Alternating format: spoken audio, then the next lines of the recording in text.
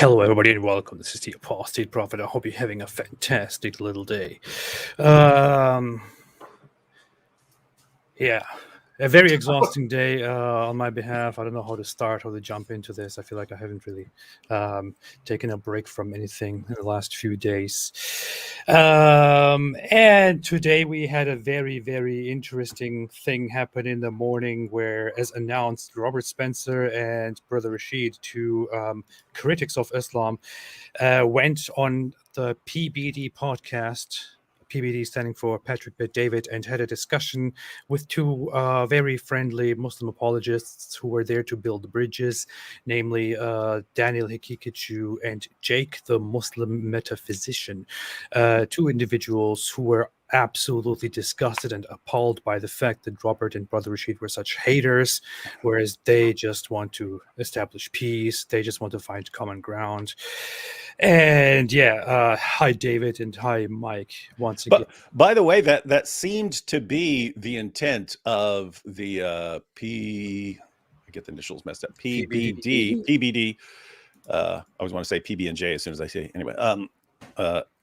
It would seem to be the goal that he was thinking Christians and Muslims are going to be on the same side of certain social issues. Therefore, why not get people who criticize each other's positions normally together and see what common ground there is? And that's once it starts coming out, it's like, wait a minute. This side wants that side dead. So how does this work exactly as far as the common ground? Like, hey, I'm going to team up with guys whose goal is for me to be dead at some point, and we're going to build bridges so we can go after that pride flag. It's like I'm not sure that works like that. You know what's messed up about all of this though? It's I don't know. Sometimes I feel like the whole world is crazy, and I'm just looking at the world and thinking, "What in the world is wrong with you guys?" Like, that's narcissistic. It's called narcissistic personality disorder. No. I mean in general. I mean the general population is like, because on this podcast we have two guys who are Muslims and who argue for the Muslim perspective, and they are there basically. They are there saying, you who left Islam, just because you did leave Islam, you should be executed, and all the other ones who also leave Islam, you should all be executed, and this is okay, this is our religion.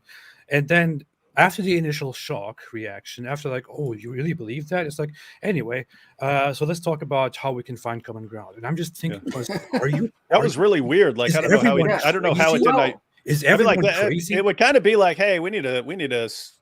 I mean, it would almost be like, okay, given what you just said, I give up on the idea of building bridges here, because one side wants to murder the other. I don't know. Like, he just rolled with massacred for their beliefs. Okay, anyway, we got that. Let's talk about something. Yeah, I mean, like, in common. Well, even at one point, the host Patrick was like, he started talking about the mafia.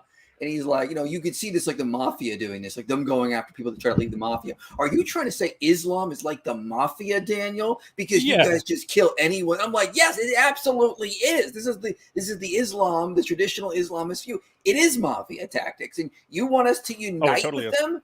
It's like I was like, if you go back, take it back maybe like 5 or 6 years, I would have probably been like, yeah, Christians and Muslims can come together to combat atheism. And the more I've dealt with Muslims, the more I'm like, no.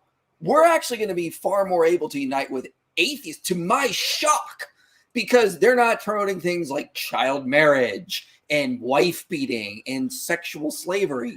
All right, all right, just the all right. moral I issues.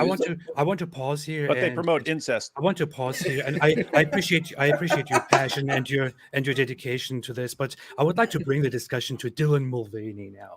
I know. Yeah, what was that?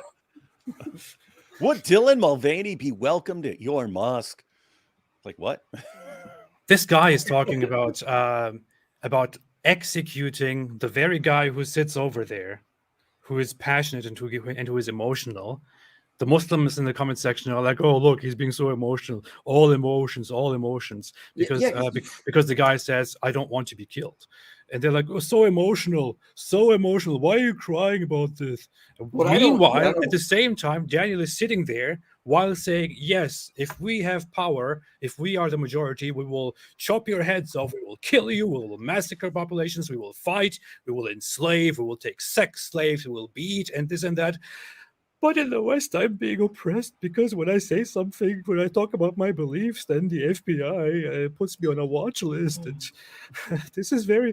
Don't you see how Islamophobic this is? You basically have Daniel sitting across the table there, looking at Rashid going, yes, it would be better if you were dead. I wish you were dead. In fact, I'm more moral for thinking that. Like, that's what they were basically arguing. Jake and Daniel. Like, that's morally repugnant on so many levels.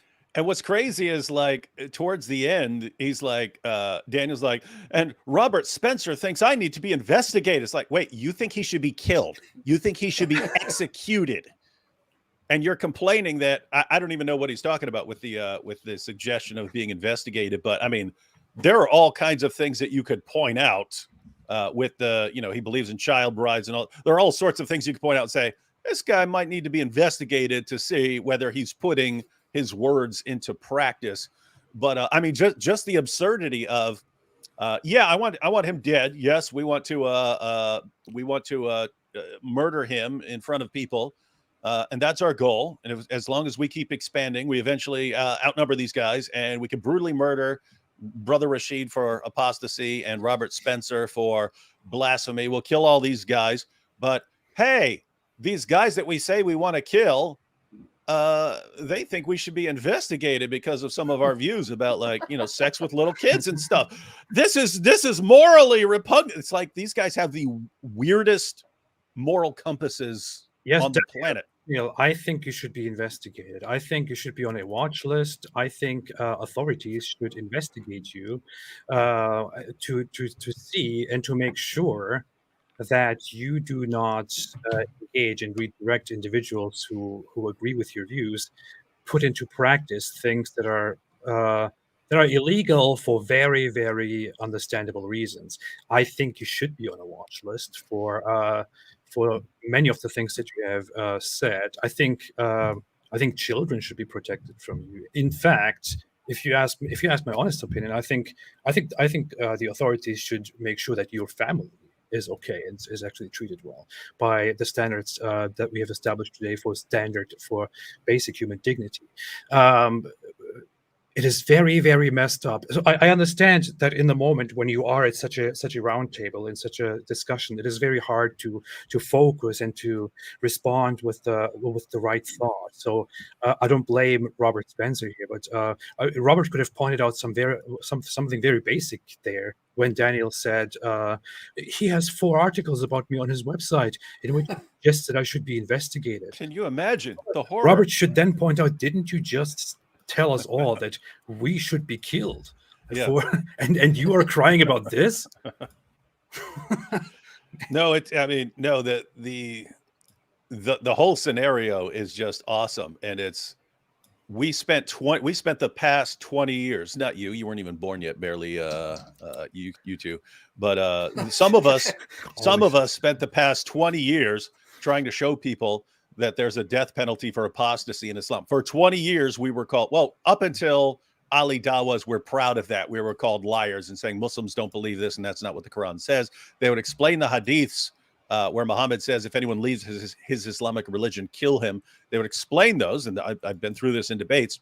They would explain those and say, this is just referring to people who leave Islam and then go and join a foreign military and then come back and attack Muslims. That's all that's talking about. We're like, that's definitely not what it's talking about. And the schools of Islamic jurisprudence didn't interpret that way. 14 centuries of Muslim scholars didn't interpret that way. You're either ignorant or you're making stuff up and trying to deceive people. And so we spent 20 years being called liars and Islamophobes for saying there's this death penalty for apostates. And now they're shouting it from the rooftops. Ali Dawa, Jake, and Daniel here. And then notice the awesome alliance developing where Muhammad Hijab and Ali Dawa jumping in there praising these guys. And so it's like, wait. So the Ali Dawa, the guy who says if his daughter reached puberty at the age of 9, he would tell her she's ready to be married. Muhammad Hijab, who says if you just look at the Quran, you'll get the indication that you can have sex with a 5-year-old. Rallying around Daniel, who says that you can consummate marriage with a 4-year-old if she shows some sort of signs that she's getting precocious puberty or something like that. An 11-month-old baby, maybe her parents won't give her consent, but maybe they will. You don't know what kind of parents you're dealing with. And it's like, these are the new poster boys for Dawa. And my goodness, it is awesome to behold compared to what we had to deal with 10 years ago. But if they have early signs of puberty, then they might show interest and they might have sexual desires. You know, how else are you going to deal with it? Are you just Hey, say that to my face. Run around and have say that to my face, AP. Go over there and say it. You go right now. Yeah, notice he's not coming over and saying it. What? Scared. What? You see? The power of his all right. I want to put some stuff on the screen here and pull up and have a look at a few parts of this show that we have seen. Oh man. Fine, I'm not going to put it on the screen. Okay. I will just let everybody know that I'm going to have a special guest on my channel next week where we're going to be addressing some of the things that Jake, the Muslim metaphysician, said regarding the Trinity not being taught in the early church. I wanted to pull my hair out when he said that because I'm staring at my computer and I got all these quotes from church fathers talking about Trinitarian theology. Like we're going to cover all that. So just to give everyone a heads up, I think a week from today, we're going to be covering all that on my channel. Apologetics said, you guys live again. Yes, we are live every night. AP can't quit us. He needs us on. He's like, he called me earlier. He's like, I can't quit you, IP. I need you on again. Can't quit you. Yeah. What am I supposed to do? If I don't do this, then I will do. You're sitting there watching Netflix. Yeah. Anyway, so let's see. And I got happy. So after the whole introduction, and then there'll be an opportunity for you guys to also discuss with each other. This is not a debate. This is a discussion. Of course, there's going to be moments of debate and you giving your point of view. Yeah. That's going to happen no matter what. Naturally, the setting is where that is going to happen. But I want to make sure everybody knows that's my outcome. I think. By the way, I want to quickly say something. I don't want to pause right away, but he said this is not a debate. But I'm very, very sure, without verifying it, that Daniel already declared it a debate, and that Daniel will also refer to this as a debate and will say something like, "I already spanked Robert Spencer in a debate." I spanked Robert Spencer like I would spank a 4-year-old if I married her and she disobeyed me. Yeah. And so on. And so then I would ask the inevitable question. I was, 5 years old or whatever. Okay. And I love my parents, and they raised me like. Backstory. For me, it's faith. It's religion. Okay. Because to me, I see it from a few different places, right? One, there's faith, meaning none of us have gone to heaven to see what heaven's going to look like. We're all taking a risk. All of us here are taking a risk. Either we're all going to be right, either we're all going to be wrong, or either one of us is going to be right. Meaning you're not all going to be right. Well, we don't know. That's faith. That's prayer. That's not the possibility. That's the space. That is impossible. That is impossible. We've had great experiences in life to say, I had a connection with God. I had a moment with that, and then that's individual to us, right? So to me, it's faith, it's religion, it's enemies, it's common enemies. It's the challenges that's going on in the world, specifically with America as being for the longest time the greatest country in the world. What is affecting that? And then there's a few other things that we'll talk about into as well. So, but for me, it's more from the standpoint of when you've said you've read the Quran. Why would Patrick but David block me? I'm not even saying anything about anything bad about him. I do criticize the way he handled some of this. That said, I think he seems like a genuine guy who's like He seems all right. Like we would look at him and be like, "What were you thinking with Andrew Tate? What are you thinking with some of this?" But I mean, he seems like a genuine guy, and he's well spoken, seems intelligent, and so on. And so, in my opinion, he appeals to a completely to audiences that I completely disagree with. But that said, I have respect for the guy. He seems okay. I go on a seems show, cool. Yeah, seems cool, and it's you could see where he wants to go with this. Hey, let's get some of these guys who blast each other and get them in here for a discussion and see if we've got some common ground and so on, and it'd be a good show. Inshallah. And so your background, you've been in this world. What is your biggest challenge and differences with the religion of Islam? Well, probably the main thing is the sanctification of violence and the idea that God will bless and even calls upon the believers to commit acts of violence under certain circumstances. Like Rashid here is an ex-Muslim. And so under Islamic law, as it's traditionally and classically formulated... Is this a bit quiet or is it just me? Muhammad said, sounds fine to me. I don't know. He changes his religion, kill him. And it's still the position of all of the schools of Islamic jurisprudence, Sunni and Shia, that the apostate should be put to death. Now, obviously, this is not something that means that every apostate has to always go around watching himself, because you have to have somebody who's willing to do that. But those who do it, they think, well, now I have done something that Allah has commanded, and He will bless me for doing it. And me, myself, because I was standing up for the freedom of speech, 2015, Pamela Geller and I put on in Texas a Muhammad art exhibit and cartoon contest. And it was actually, we featured a lot of classic Shiite Persian art depicting Muhammad, as well as contemporary art that was from a more critical standpoint. And a couple of jihadis came from Phoenix, key members actually of the Islamic Community Center of Phoenix. One of them was featured in a recruitment video for them, and they tried to kill us. So I don't want to just play without pausing, but we get the point. So he talks immediately about the violence in Islam, the blasphemy and apostasy laws, to which, of course, as expected, actually not as expected, but Daniel gives a response that is like, this is just a small part of Islam. He almost this is like only 5%. I don't know how he's doing. I don't know how he's doing his calculations. So notice. So Robert points out, he's asked about like what's your main beef here, and it's that Islam calls for violence against people like Rashid, and he includes people like him for blasphemy.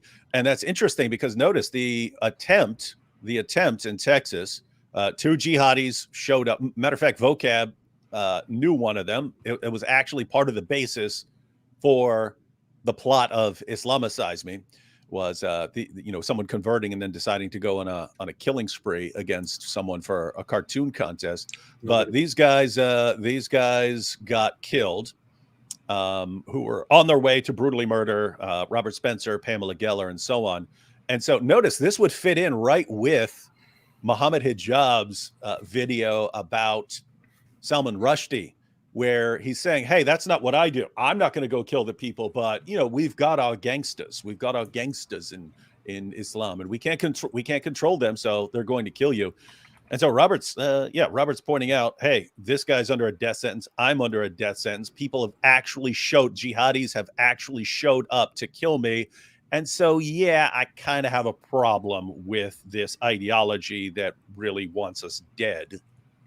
Fantastic. That's one of the things that Patrick brought up in there is Islam like the mafia. And you have Muhammad Hijab saying, yeah, we got these gangsters to go around and do our dirty work for us. And then we kill anyone who leaves. Gangsters? It would be unfortunate if something were to happen to you if you didn't. Not that I would do anything. Yeah.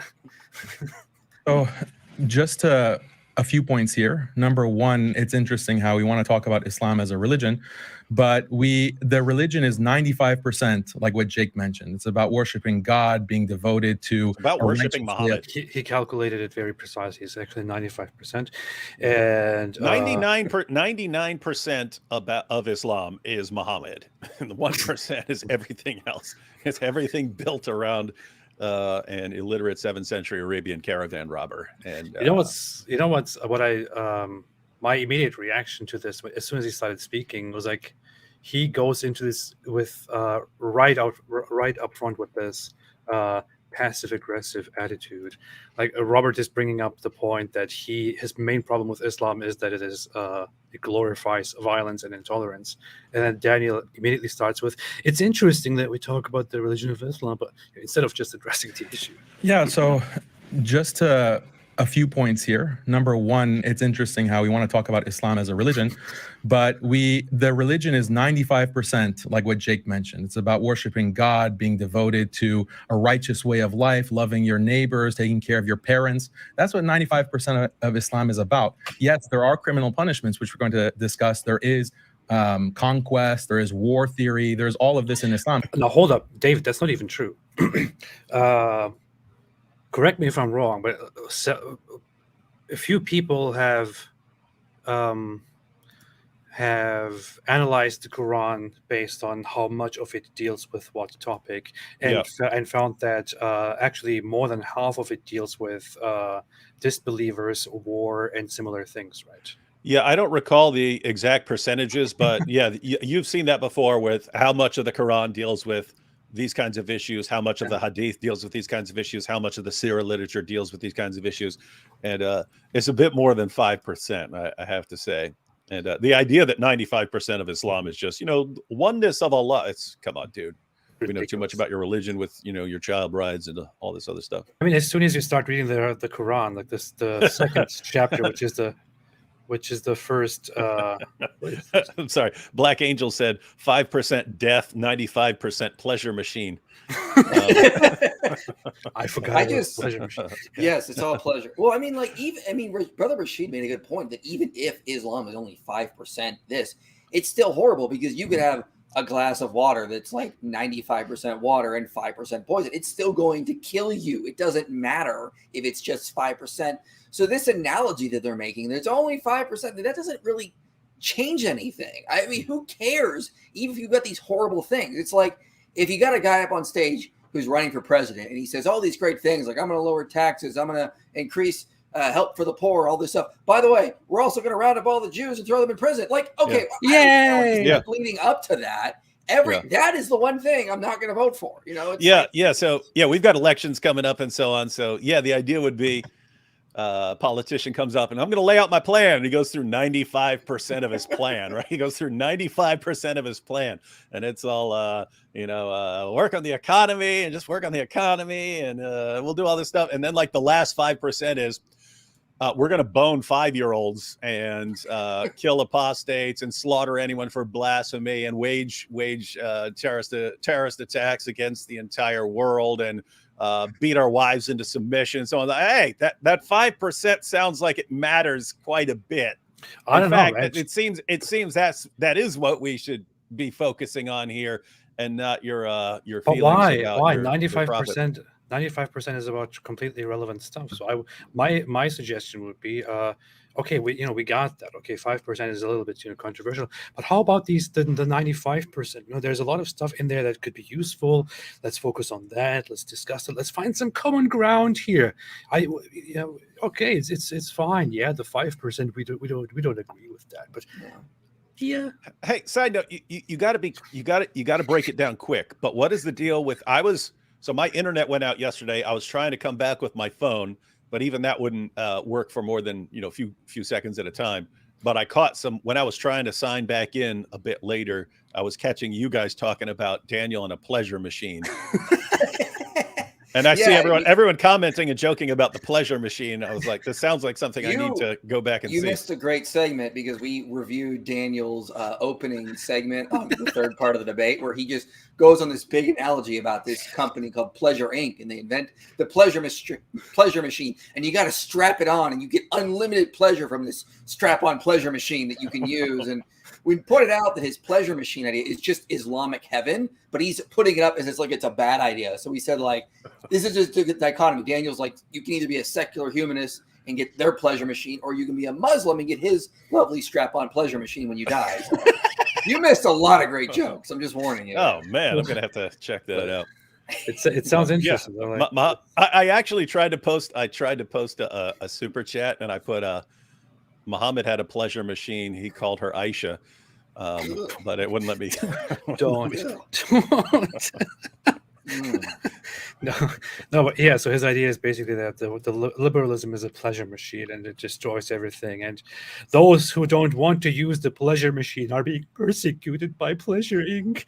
And His opening statement was, David. His opening statement was 10 minutes. He went on for 8 minutes about this hypothetical world where they're using pleasure machines. Like 8 minutes of your opening statement is just an imaginary story of what you think secular humanism And leads to. if you agree with secular humanism, then you're going to spend all your time with your strap-on pleasure machine eating bug paste. Yes, that's And essentially what he said. And what's good is what's funny is that Matt Dillahunty, the whole time while he's talking about the pleasure machine, he's just giving this awkward look to the audience, and then that sounds like Matt. And his response to the whole pleasure machine thing was just a few words and how that is the dumbest thing he's ever heard in his life. And then he just moved on to, anyway, let's talk about terrorism. Is Islam, what did he say? Something. Is Islam either promoting terrorism or incapable or just bad at stopping it? Something like that. Yeah, something like that. He immediately jumped into that. And I saw that while I was trying to. I saw that part when I was trying to sign on. That was perfectly handled by him, I have to say. And it's amazing scientific prophecy that Muhammad talked about this strap-on pleasure machine when he referred to the leather strap of the. I can't even say it. Oh boy. So anyway, I was going to bring up the Quran here and talk about the 95%. Daniel Kikiju says the Quran is all about, Islam is all about the oneness of God and worshiping and being good parents and stuff like that. But even if you read the Quran, I mean, you start reading the Quran, the first chapter that is actually relevant to the content of the Quran, it says, Alif Lam Mim, this is the book, there is no doubt about it, a guide for those who believe in the unseen and who believe in what we have revealed to you. And you guide it. And then immediately, look, not even 1 minute passes and starts, those who disbelieve, it is all the same for them, whether you warn them or do not warn them, they will not believe. Allah has set a seal upon their hearts and upon their hearing and over their vision as a veil. Shame on you. And for them is a great punishment. And of the people are some who say, we believe in Allah and the last day, but they are not believers. They deceive Allah. They think to deceive Allah and those who believe, but they deceive nobody except themselves. In their hearts is sickness, so Allah has increased their sickness. This is how the Quran starts. And this guy is like, we just talking about the bad stuff. Islam is 95% just about worshiping and, being good to parents. And, well, I mean, they've tried to bring up the fact that, the Christian Old Testament is there. And, Spencer and Rashid tried to address it. But here's the thing is, just on the pragmatic level, Christians are not going around on average on large numbers advocating for apostasy laws or wife beating or child marriage. And the whole thing with the Old Testament, though, is, again, scholars have noted, and earlier Christian scholars and rabbis, even from earlier periods, have noted that the laws, the death penalties from those, don't apply anymore because the covenant was broken, as Jeremiah talked about in Jeremiah 31. So that time has passed. And scholars if you read, for example, Dilbert Hillers or John Walton, for example, they'll note that we've misunderstood what the Mosaic Law was about. It wasn't even a law. It's more akin to Proverbs. It's teaching judicial wisdom. The Torah is going to be more similar to things like the Code of Hammurabi, the Code of Lipit Ishtar, Middle Assyrian laws. And none of those were laws. This was a way a king could explain how wise he was by showing how he would explain justice through case scenario. Moses is sort of doing the same thing. It's teaching judicial wisdom. But that does not mean you apply this as if these are modern day laws of some sort of nation. It's more akin to Proverbs. You're teaching wisdom on how to act, how to think, how you go through case law. But these case laws in the Torah are not meant to be applied. See the video I did called The Misunderstood Mosaic Law, and I cite all the scholarship on this and just show that we've greatly misunderstood that. Muslims included think it's more like the Quran in their rules. It's absolutely not at all. And it never was intended to be that by the original writers and audience. No, you're just a liberal. You're just being influenced by liberalism. Yeah, that's their only retort. That's the only thing they can come up with when you throw facts at them. I have to say a thing here. I happen to be more more knowledgeable and experienced with Christians and Christianity than the average Muslim who doesn't know anything about Christianity and Christians. But there's always this very funny gap where, because Muslims do not understand Christianity, they think that every Christian they come across, the average Christian, is not a real Christian, not even a proper Christian. So their understanding is that when they encounter an average Christian today who repeats average Christian talking points as they were for a long time, they think, oh no, this sounds like liberalism. This sounds like a liberal. So this must be a liberal. You're not a real Christian. You're not a traditional Christian. You're a liberal Christian. You're an atheist. You're secular. Where are the real Christians? Where are the traditional ones? Give me the traditional ones. And when you ask them about the traditional ones, they cannot mention a single person who is actually the ideal Christian that they have in mind, who is the traditional Christian, who thinks exactly like them. Well, AP, what they don't realize is that there's overlap between liberalism and Christianity, because as scholars like John Witt, Tom Holland, Charles Taylor, who wrote a book called A Secular Age, notes that basically what happened is during like the medieval period, beginning and then and moving on into the Renaissance and Enlightenment, deistic and atheistic thinkers basically took what they liked from Christianity. It took it out and tried to make a worldview based around certain values they got from it. So things like freedom of religion, freedom of speech, equality, anti-slavery ideas, these were in Christian values long before liberalism was even a thing. So there's going to be more overlap there. And Muslims don't realize that what happened was deistic thinkers took what they liked from Christianity, rejected other parts, and then just build a worldview out of that. So liberalism and Christianity have some overlap. Neither David or I are liberals for many reasons, but we are going to find common ground with a lot of liberals because a lot of liberals took from the Christian worldview. I mean, and this is just the consensus of what historians will tell you. Muslims don't seem to realize this, and it doesn't matter how many times we point this out, they still think liberalism is something divorced from Christianity, when really the idea of separation of church and state goes back to Jesus's very words, render to Caesar what is Caesar's and give to God what is God's. Tom Holland notes that was the first seed that inspired this long tradition of separation of church and state. It's just I don't even know what to do with them. They get to define what a Christian is. They have, as you pointed out, they have this idea that anything in liberalism is like this, this third new thing. Chesterton described it as Christian virtues gone mad.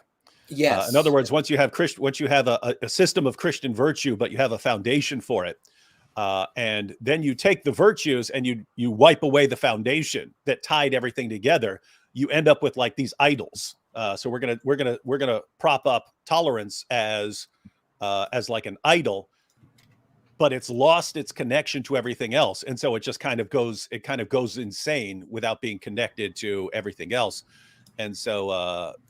Yeah, that's how it seems to me. It's they took a bunch of Christian virtues, separated them from each other, and then different groups started propping up different ones as their chief virtue, and it doesn't work like that. Things start breaking down. This is so funny. Look, the whole point of, I just went on Daniel Kikich's Twitter page, X page. Yeah, get it right. Yeah, sorry, I apologize. Anyway, but yeah, it's one thing for Daniel to say these guys have to die, but how dare you say Twitter instead of X? But here, this is how he behaves immediately. Like, this was so predictable. Oof, emotional damage. He looks at the comment section, comments all left by Muslims, and says emotional damage. No one likes a crybaby, I guess. This is how he acts immediately after this show. Yeah. After the very show that he was invited to in order to build bridges. This is how he behaves. And Patrick Bet-David seriously thinks that he can invite these guys and somehow come together and build bridges. He doesn't. I'm sorry, but he doesn't understand Islam. No. He doesn't understand Muslims. He doesn't understand what he gets into when he talks to people like this. Yeah, he's thinking, oh, hey, this Daniel guy, he's really having a good discussion here. and they're mocking Brother Rashid for getting emotional because he converted when he was young. He's cast out by his family. He knows tons of people who have to flee their families and so on because of the concern about being killed for apostasy. And it's kind of an emotional issue for him because it's what he deals with all the time. And it reminds me of Daniel when he was responding to girls who are crying because they can't go to school anymore in Afghanistan. So they're told, nope, you don't get to go to school anymore. And he's just mocking them going, oh, I don't get to go to school anymore. And just completely mocking them. And it's like, this is the dude you're dealing with. Girls don't get to go to school anymore. Ha, ha, ha. Yes, we're going to kill you as soon as we rise to power, all you apostates and so on. And, oh, you guys actually care about this stuff? Well, you're stupid. I mean, that's what he did here. He's saying that he's mocking Rashid, who doesn't want to die. Yeah, calling him a crybaby. Like this is not a moral person. This is a sick, twisted guy. I want to say something. Muslims, Islamists who watch and who genuinely engage in such behavior. Next time you complain and cry about persecution, next time you cry and complain about the rights of Muslims, I don't know what you want to complain about.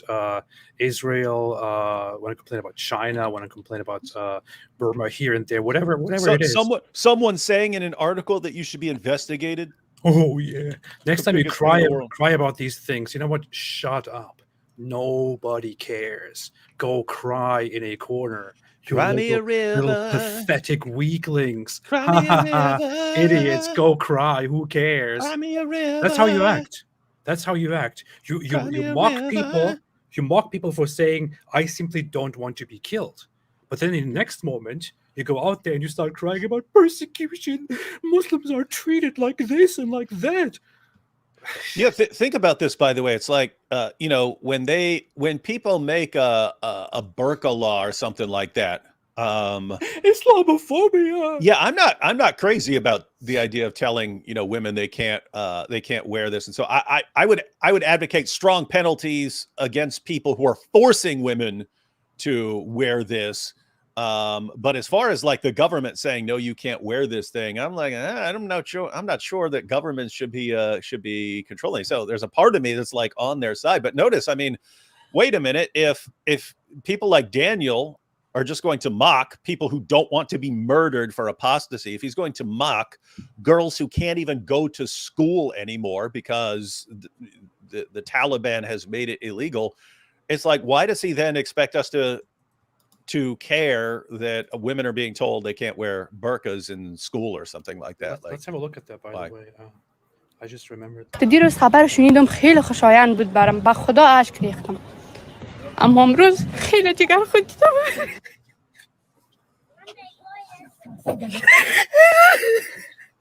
Oh no, I can't go to school.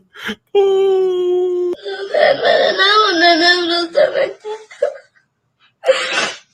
This is Daniel. Why can't they let me go to school like they do in America and Europe? I can't go to school. The only silver lining in this is that Daniel is that people like this cannot ever really gain power in today's world because they can't build coalitions. It's like Nick Fuentes. You attack everyone who has some overlap with you, and so you end up creating more enemies than allies. And Daniel's attacking Muslim women here who want to go to school. That's not going to look good to many members of the whole Muslim community.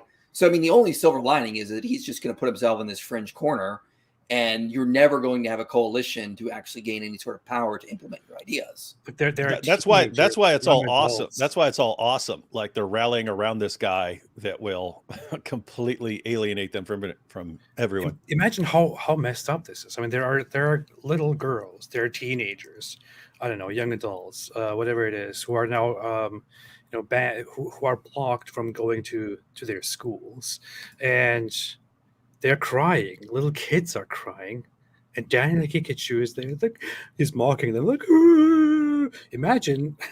I don't know. Yeah, I mean, the Imagine proper reading that to something else. You know, it's just so messed up. And the fact that he does this to not even to non-Muslims or anything, he does this to his fellow Muslims. You know, Muslim kids, Muslim girls, or Muslim teenagers. He mocks them. You know, wearing their hijabs and crying because they can't go to school. That he's here mocking them and imitating their crying. This is why stuff like this is why I think that there is something really, really mentally wrong with Daniel Kikachu, like with his personality, with his mental health. I don't know, but there is something really, really wrong with this guy, because this is not something that a regular person thinks is enjoyable or funny. You know? No, I've told you, dissocial psychopath, not a real psychopath, dissocial psychopath. That's someone who has adapted the characteristics and symptoms of a psychopath because they're adaptive within a certain subculture. And so he is in a certain culture that where this type of behavior is adaptive for his popularity and his fans. And so, yep.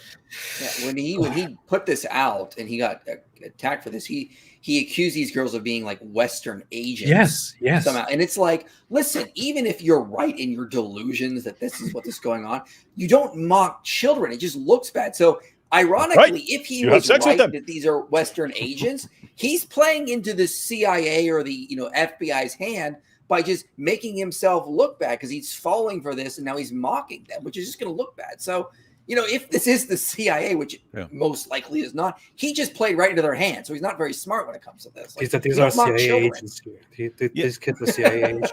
It's ridiculous. They are. Secret agent. But I mean, think about it. Little. These are girls. They started school before the Taliban didn't allow them to go to school anymore. So these girls are excited. This is where we're going to learn. We get to learn to read and write and get an education. We learn math and all that. And then they're just told one day, nope, no more. And so what are we going to do? Nothing. You get married off to some much older guy, and that's your life. And they're crying over it. And he mocks them. Interesting. Yeah, but hey, let's build bridges, man. Let's build more bridges. But it's interesting how when a conversation is about Islam, we focus on that 5% instead of the 95% of what Islam is about. We don't see this kind of double standard with like Christians. So if you have someone like Matt Walsh is a traditional Christian. There's slavery in the Bible. There's punishment for blasphemers in the Bible. There's killing of heretics in the church tradition. There's no discussion of that with Matt Walsh, right? Or Ben Shapiro. There is killing of blasphemers in the Hebrew Bible. There is, punishments for apostasy in the Talmud. There's no discussion of that with Ben Shapiro. You can talk about, other values, and that's what the discussion focuses on. But the Islamic narrative. I want to say something before I let you guys go into the truth on that. But just as somebody who is an outsider, I just want to say one thing. Daniel Kikachu is sitting here as somebody who actually advocates for apostasy laws, slavery, child marriage, wife beating, blasphemy laws, this and that. And he's not just the only one. He's one of many who advocate for these things. Can he point me at significant Christian figures who also believe in killing blasphemers, killing apostates, slavery, waging war right now, and so on? Even if he was right, and if these things were fundamental and absolutely a part of Christianity, is this a problem right now?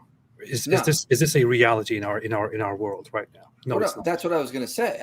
You don't see prominent Christian thinkers or Jewish thinkers like Matt Walsh or Ben Shapiro saying this. I mean, if interviewer asked Matt Walsh, "What do you think about killing apostates?" He said, "Well, we're not going to do that. That's a violation of their freedom of religion, the First Amendment." All right, end of the interview. I mean, that would be the end of it. You wouldn't get this Daniel Kikachu response where you're like, "Well, we believed in the order and the structure." No, they would just condemn it. And because, again, as Robert Spencer even said in this conversation, they look at the Old Testament as if it's just another version of the Quran. And it isn't. They don't understand the scholarship around it. They don't understand Christian tradition around it. Christians for 2,000 years have looked at the Old Testament and gone, yeah, those rules don't apply to us. They were for Israel in a specific time and a specific purpose and place. A lot of it is just wisdom text, not even laws. They don't apply. We're under the new covenant now. And what are the commands of the new covenant? Love thy neighbor, believe in God, get baptized, partake of the Eucharist, these kinds of things. We don't have things like apostasy laws in the New Testament. We're told to love thy neighbor, treat everyone equal, pray for those that are our enemies. Like, I don't know where he's getting this stuff from, but they just constantly, the only argument they have is to take the Old Testament and just force it to be like the Quran to make theirs look better, which is such a bad argument. And it's funny that they constantly have to keep comparing all the bad stuff in the Old Testament that doesn't apply at all to the Quran. Like, that's the stuff they're always wanting to compare to the Quran. Like, that doesn't make the Quran look good if you think about it. Yeah. Daniel, I promise you, if there are significant Christian speakers around today, to such an extent that there are Muslim speakers like yourself, and Muhammad Hijab, and Ali Dawa, and Sheikh Uthman, and Asman Hakim, and basically every actual traditional Muslim country out there, and so on. If there are Christians out there who also agree with such things and say, yeah, we should totally bring apostasy laws back, I will completely go against that. I will fight them. I will say this is a problem. Why are we not talking about this? But hey, that's very far from reality. In fact, we are very, very far from reality, while you are sitting there saying that Brother Rashid should be killed for leaving Islam.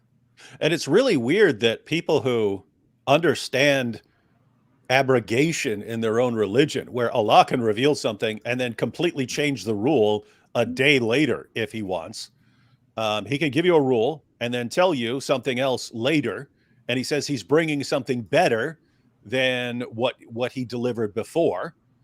And they can understand, hey, yeah, you were told you can practice mutta for a while, and then later on, no, you were told it's okay to drink for a while, but then later on, no. But they can't get their minds around the idea that no, there's a covenant here, there's a covenant with Noah, and that's in the Bible. There's a covenant here, and that's a covenant with Abraham, and that's there, and there's a covenant here. It's with the children of Israel. It says over and over again. This is for the children of Israel, and then you get the command, and then you get the covenant that is for the world. That's for everyone. And what are you supposed to live by? What am I as a Christian supposed to live by? And when we say we're supposed to live by the commands of the covenant that we're actually under, the agreement that we're actually under. No, because there was this other covenant and it said this, therefore you have to do that, and that's your real position. And that's just insane. I mean, if you look at the text, Noah is told, eat anything you want. There are no food restrictions, eat anything you want. You get to the law of Moses, there are all kinds of restrictions. You get to just for Israel though. Yeah. You get to the Christian covenant, and we don't have the same dietary restrictions. And so it's like, I mean, it's pretty obvious from a biblical perspective. There are different agreements. So a covenant, by the way, just for anyone who's new to this, a covenant is God says you're going to do this, and these are your obligations. I'm going to do this, and that's the arrangement that we've set up. And God made a covenant with the children of Israel, and then for some insane reason, pretty much every Muslim Dawah guy will say, thinks you Christians eat. Well, let me put it this way. They either think in ignorance that that applies to us, that those commands are directed towards us, or they know that's nonsense, but they say it anyway, just because it works well for responding to criticisms against Islam. But yeah, so that's one point. And then the other issue, which we've already brought up, it's like, okay, Daniel, why are we focusing on that 5%? If it's just 5%, but why are we focused on that? Because there are guys like you spreading it around the world and claiming you're going to take over and you're going to put all these people to death. So it's kind of relevant. And as AP pointed out, yeah, hey, if you find a bunch of Christians saying, you know what, we need to go slaughter everyone in the name of Jesus, yeah, we'd have a problem with that too, and that would be a big issue. We don't see that. It's popular in one religion, which is why we're all concerned about it. What? Okay. It's just, by the way, Daniel Hikechu is in the chat with his second account. He's very obsessed in defending himself here with a second account instead of just coming with his real account, which is very funny. I don't know. What's his account? What's his second account? Strap on pleasure machine. Yeah. Lasering in on these specific topics, which is fine. We can discuss that, but I just want to note the double standard.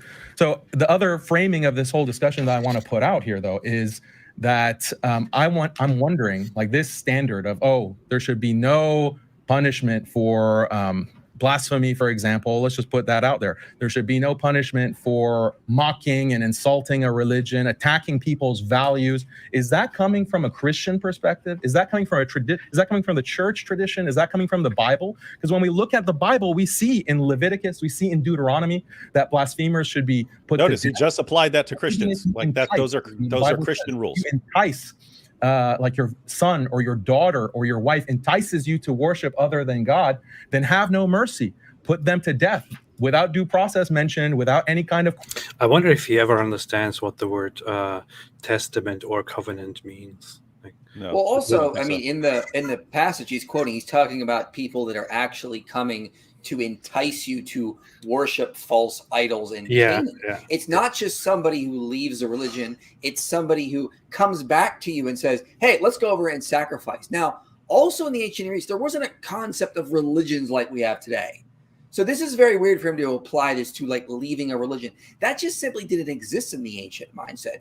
The concept really sort of comes out of the Judeo-Christian worldview slowly but surely, because the Judeo-Christian worldview is only worship this God. In the ancient Near East, there were multiple gods. You could go make sacrifices if you wanted. You didn't have to.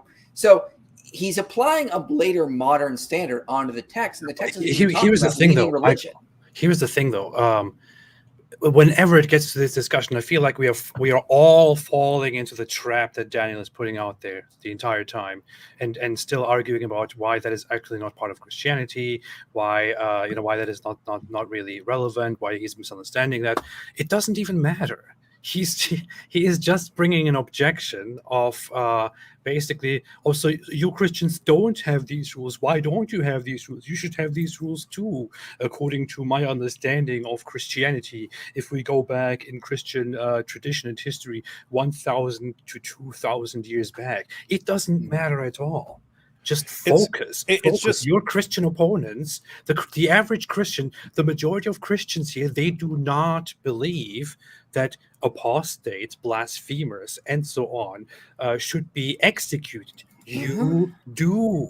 That is the problem. Let us focus. Let's not talk about theory. Nothing. It doesn't matter at all. Well, he's also wrong that freedom of religion is not a good thing. If you look at research that Robert Woodbury has done in like Togoland in Africa, when Catholic and Protestant missionaries had to compete, it actually made these regions better because they were competing by increasing the quality of their schools or their hospitals. When certain governments came in and said, oh no, we're only going to allow Catholic missionaries here, we're only going to allow Protestant missionaries here, it actually slowed down growth and development. So it's actually kind of, when you open it up for freedom of religion, the competition and trying to get converts actually led to better quality. Yeah, it's this weird situation, like AP pointed out. Okay, I mean, think about this. It would sound absolutely insane to me to say, David, here's the new covenant that you're under, and here are the commands that are directed towards you under the new covenant. Now, instead of following those, the commands that are directed towards you as someone in the new covenant, you have to actually go to Leviticus and follow that rule that was directed towards a different group as part of a different covenant. That's what you need to follow. That sounds like insane. Like what in the world are you talking about? Like who thinks like that? I mean, for you Muslims, that would be like me saying, hey, you were allowed to drink alcohol for a while, then you were commanded no alcohol. But since since there was an earlier command to do it, that's what you're under. You're not supposed to follow the one that's actually directed towards you as a person now. You're supposed to follow the one that came before that was directed towards other people in a certain historical situation.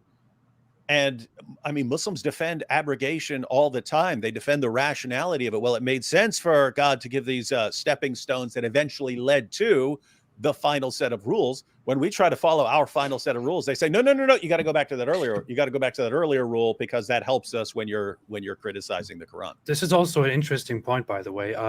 Jake later in this discussion asks Robert if he thinks that killing apostates is inherently evil or not, and Robert then thinks about it and thinks yes, it actually is. It goes against the humans being being equal and free and all of that. And Jake then says, so why was it then allowed in the old law if it's inherently evil? But by that logic, can we not ask him the same thing about drinking alcohol, for example? Mhm. Like, can we not say is drinking alcohol breastfeeding adults inherently evil or not? If it is evil, then why was it at one point allowed by Allah? Mm-hmm. It's and it got a bit sloppy with the arguing, and so Robert pointed out completely different kind of situation, and you could go into more detail, which I did when I was having a discussion with Daniel. It's you've got in the Old Testament, you've got this pillar of cloud that's leading them, and then this pillar of cloud and pillar of fire is giving them commands. And you say, okay, well, if I disobey this pillar of cloud, this pillar of fire, it's clear I'm rejecting God here. I'm not rejecting some random guy. It's clear what I'm doing. I'm knowingly rebelling against the Almighty. So you've got this issue that this covenant is tied to the land. If at any point you don't want to be part of the covenant, the border's 3 miles that way. You do not have to be part of this. And so it is a different situation than someone like Daniel coming along and saying, hey, you left Islam, I want to kill you. So anyway, notice you can talk about the ethics of both the situations, but for them to keep acting like it's the same situation where, in Christianity, you believe that there are revelations of a previous covenant for people who are in a situation where there's a covenant tied to a land, and they've all witnessed the miracles, and certain laws are applied, and therefore someone who goes against it is clearly and indisputably rebelling against God, and not just what someone is telling them about God. That's a relevant distinction right there. Again, you can still discuss the ethics of it and how this, if you think there's a problem with killing apostates in any situation, you can say, well, why don't we think through the issue here?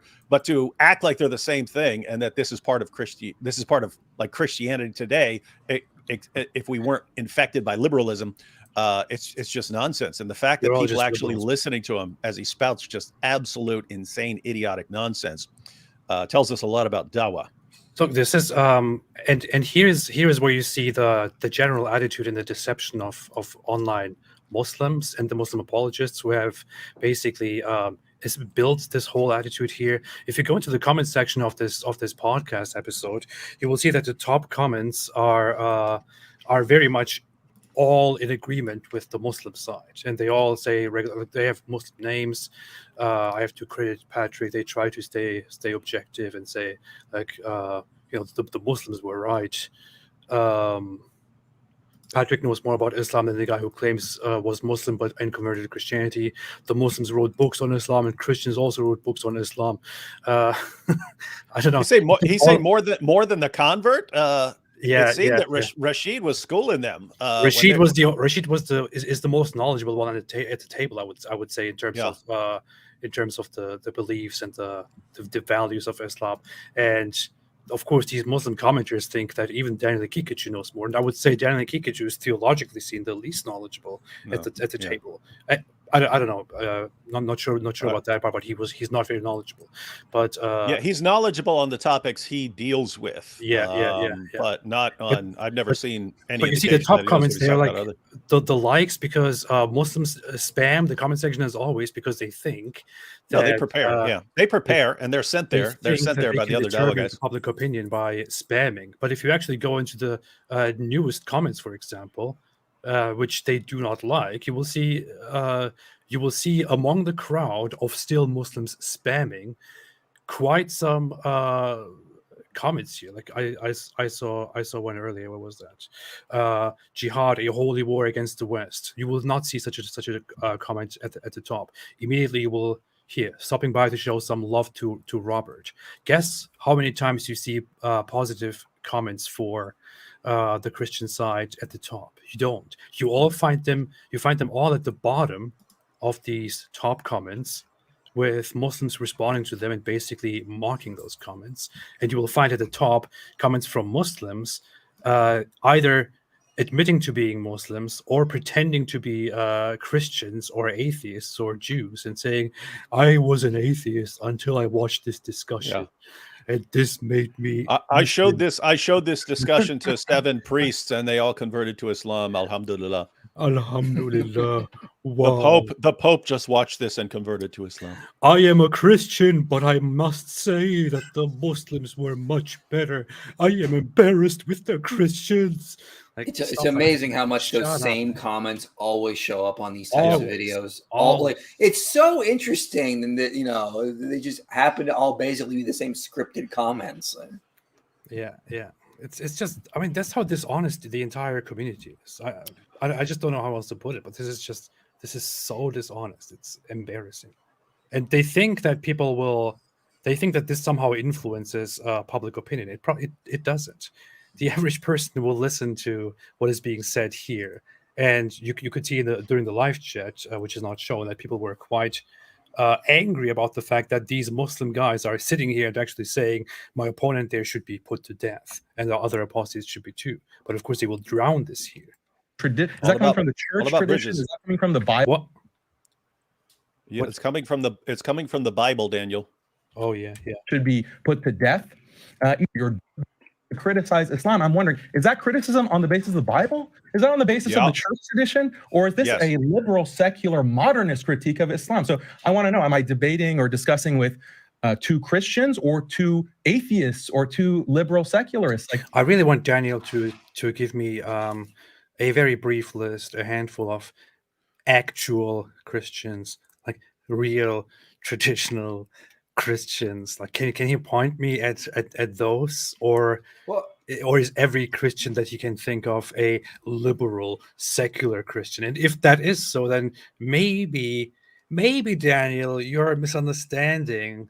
Well, has Daniel even read the New? Has he even read the New Testament? I doubt. No. You can look at. He shows. He goes to websites. He goes to websites that are attacking various positions. Because if you look at the first epistle of John, like the first epistle of John talks about apostates, and it says like they went out from us because they were never of us. The perfect opportunity to say we should kill them, and it doesn't say that. them in the name of Jesus. Like there's apostates are mentioned in the New Testament, and there's nothing about death penalty, killing, this kind of stuff. Not even like, oh, I wish we had political power so we could kill them. There's none of that. And what you see Jesus teaching is love your enemies, pray for them. If somebody rejects the gospel, dust the feet off your sandals and move on to the next town. This kind of stuff. So maybe Daniel just needs to sit and read the New Testament for a change.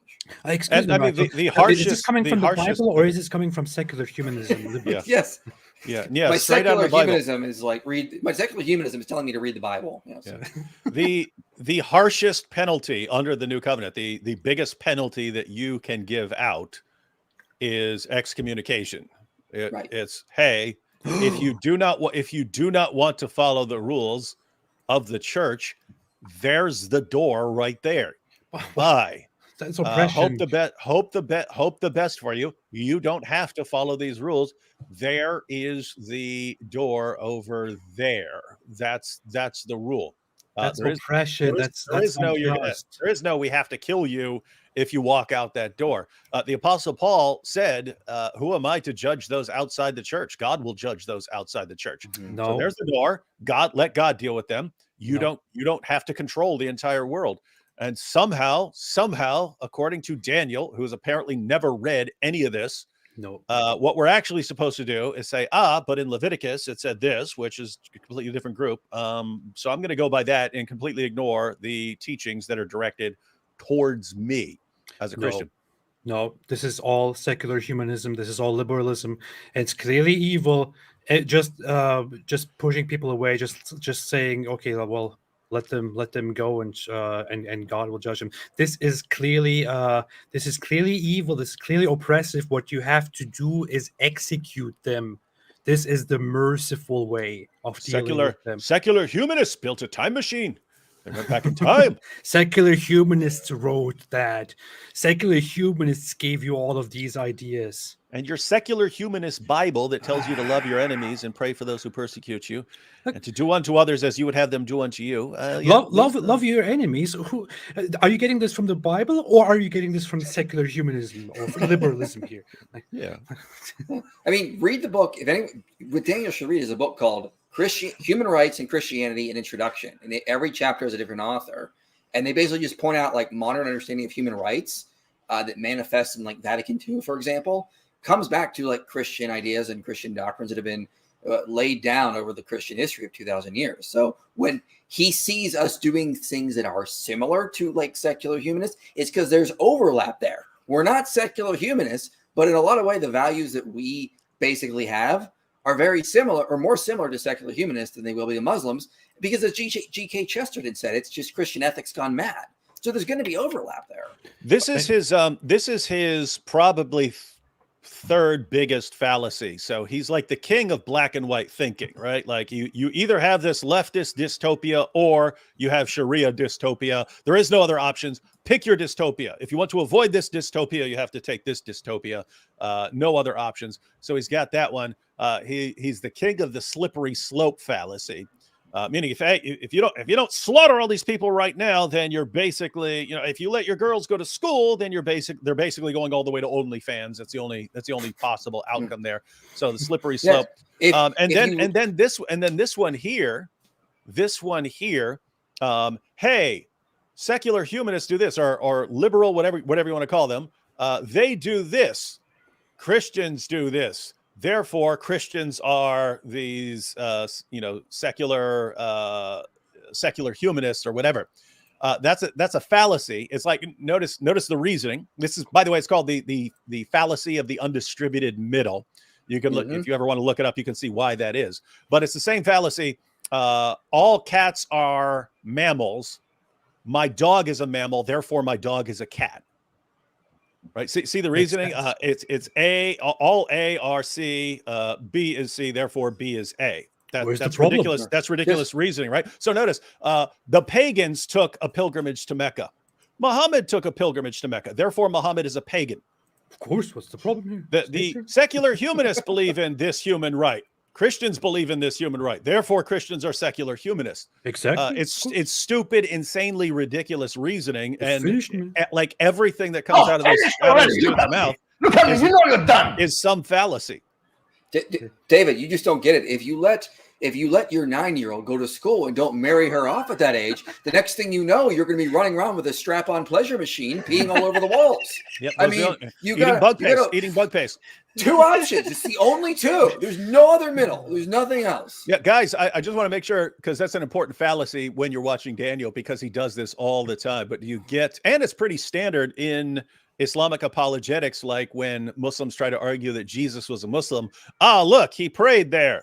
Muslims pray, Jesus prayed. Therefore, Jesus is a Muslim, right? They use this ridiculous reasoning. Again, think about it. Elvis liked peanut butter and banana sandwiches.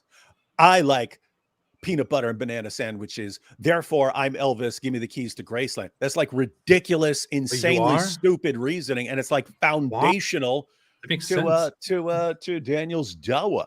That makes a lot of sense. That's very convincing. Give me the keys to Graceland. Yeah. Thank you very much. That's a clarification that we need. Yes.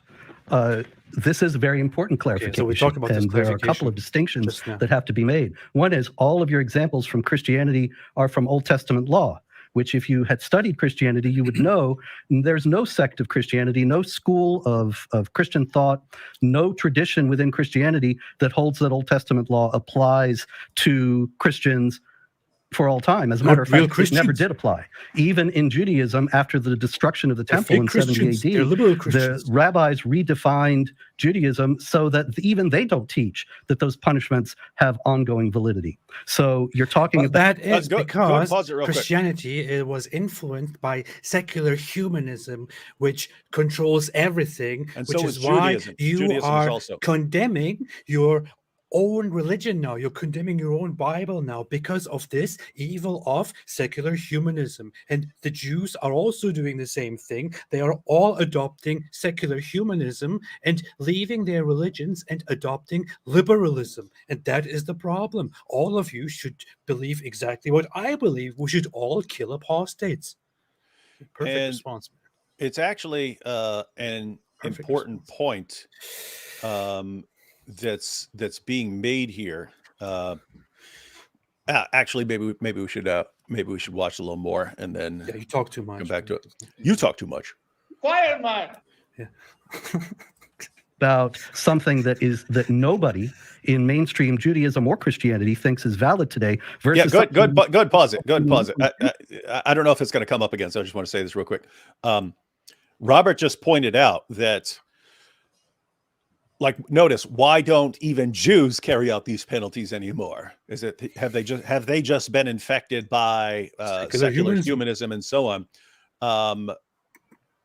Once you had all of this was connected to like temple worship and having priests and so on who are performing these ceremonies, and so everything was connected to this temple worship. Once that was destroyed, the system broke down, and Jews didn't believe, hey, we enforce this stuff anymore. We don't even have the system. We broke the covenant, and here's the situation that we're in, and the temple's been destroyed. Which is interesting because in a passage that you're familiar with, AP, when the Jews came to Muhammad to judge a dispute, and they weren't going to apply any sort of death penalty. Muhammad ordered that a death penalty be applied because of the Torah, when the Jews of his time would not have been enforcing these laws. Yeah. So notice it's even Jews, because the situation changed, we're not applying those anymore because they recognize, hey, this is part of an entire system, and that system has broken down. We don't apply those anymore. But then Daniel thinks that even Christians should apply. And it's just, wait a minute. I mean, there were entire like councils. And so it's in Acts 15 where they have a council. Hey, what are the Gentile believers under? How much of the law are the Gentile believers under? You know, they give this long list of, killing apostates and things like that. It was thought to not apply to us at all. Here we are 2,000 years later, and we're finding out from Daniel Hakikachu, who's obviously never even read the book, what real Christianity is and how shame on us. We don't listen to the apostles and what they concluded, what rules they concluded we're under. We listen to Daniel Hakikachu and Jake, the Muslim metaphysician. That's a very long way of saying that you have been infected by secular humanism. I just want Daniel to read 1 Corinthians 7. Virus. He should read 1 Corinthians 7, where it says literally that the husband's body belongs to the wife and the wife's body belongs to the husband. So, like, okay, so how can my grown man's body belong to a 4-year-old girl? You're not making any sense.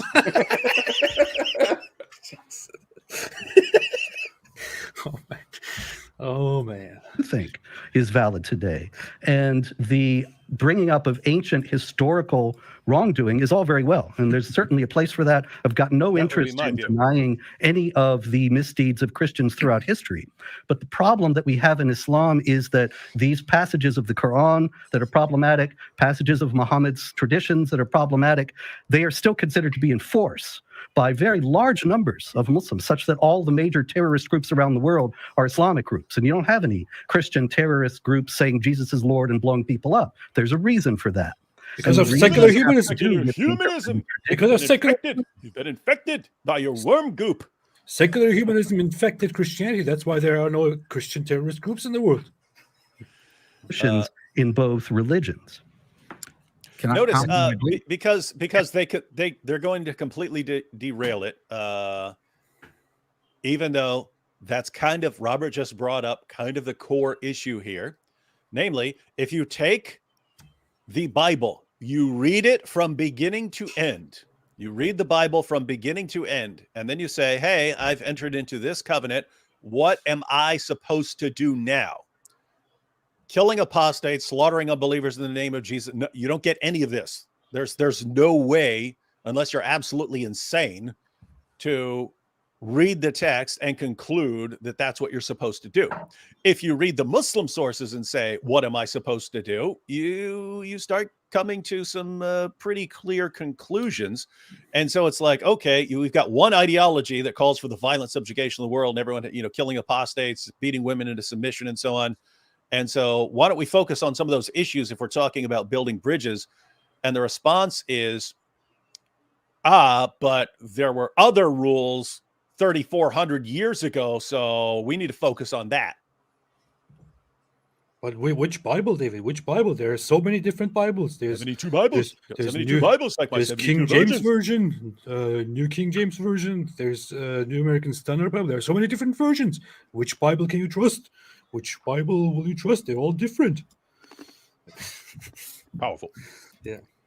Powerful stuff. Powerful stuff. Yeah, so I would ask Robert a very simple question that I think gets at what the real issue actually is. Do you believe that it's inherently not the real issue. immoral for an apostate to be put to death? This is such a pretend big brain moment. Yeah. Typical thing that comes from somebody like Jake, Muslim metaphysician guy here, whose name already screams, I want to be recognized as a deep thinker. A completely irrelevant discussion. This is like, when people talk about stuff like this, is what I think of is, I hear this from Muslims a lot. Like they say, oh, you are an atheist, so what is wrong in your worldview with killing apostates anyway?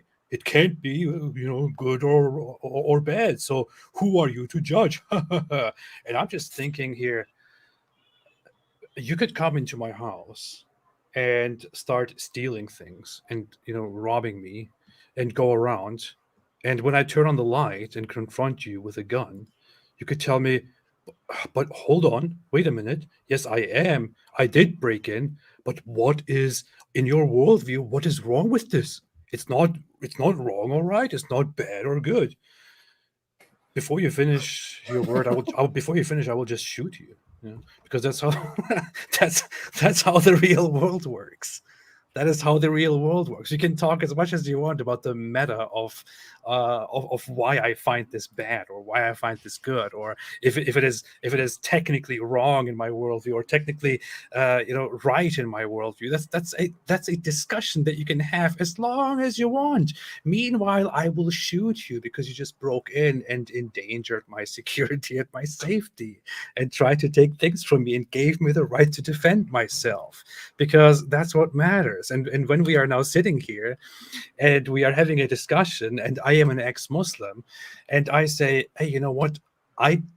Your religion says I should be killed, and that's why I'm against Islam.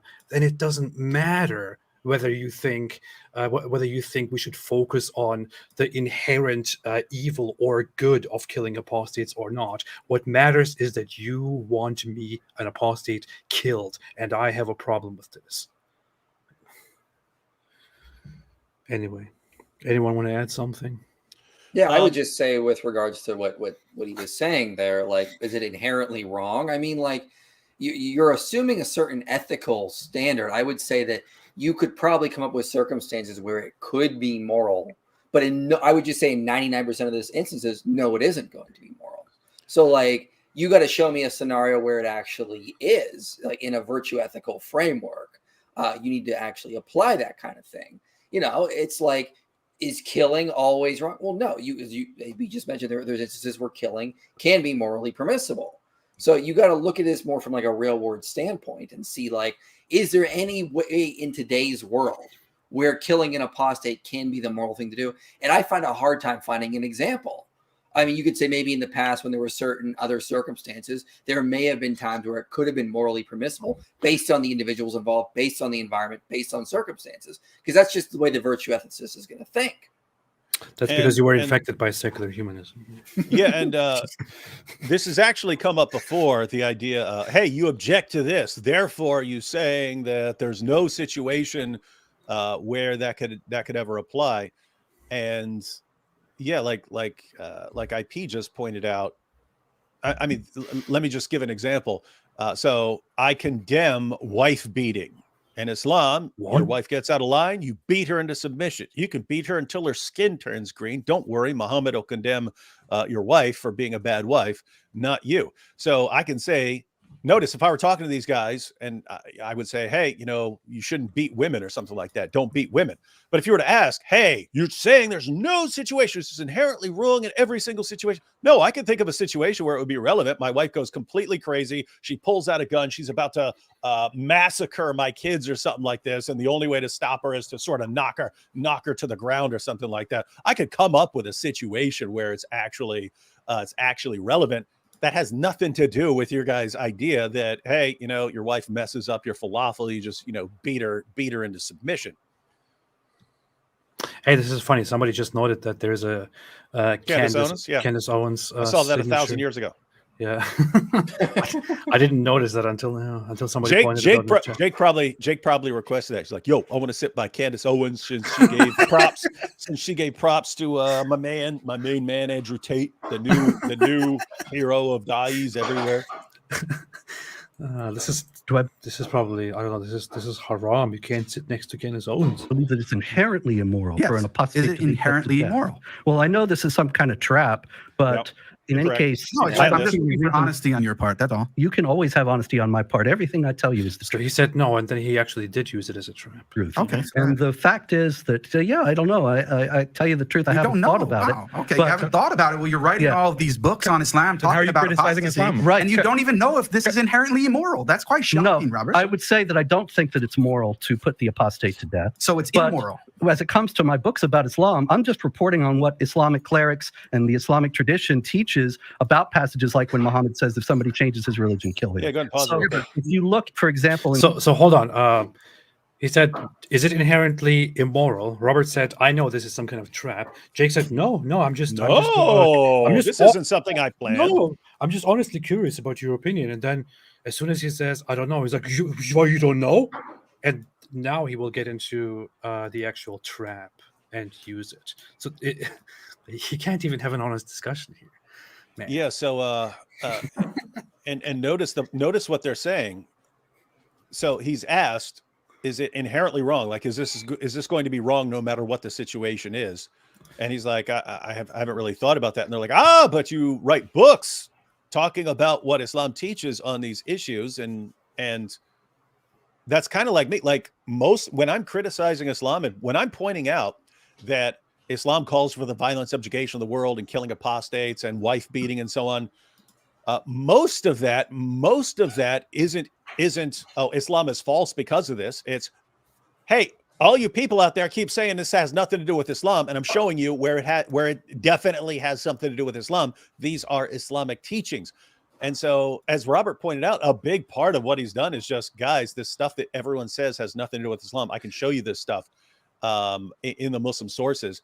And the main point is, stop saying that jihad has nothing to do with Islam. Stop saying that killing apostates has nothing to do with Islam. Stop saying that wife beating has nothing to do with Islam. Stop saying these things. These things are clearly part of Islam. And then it's but is it inherently wrong? Could there never be a situation where someone could be killed for being an apostate or something like that? You're just emotional, David. You're just emotional. You're emotional. You're emotional like Rashid. You're emotional and you're infected by humanism, by secular humanism and liberalism. In chapter 4, verse 89 of the Quran, in the critical Quran, where it says, if they turn renegade, then come and kill them wherever you find them. Then I give Islamic authorities who actually say that this should be done. And that is something people need to know. Now, whether you're talking about in the ideal society, you have apostates put to death, I don't think so, because I believe in the freedom of conscience and the idea that the dignity of the human person, which is a Christian concept, it's not in Islam. You have in Islam, the unbelievers are the most vile of created beings. Humanists put that in. One issue. So on. No, this is all. Let's talk about this issue. I understand, but this is all the same issue.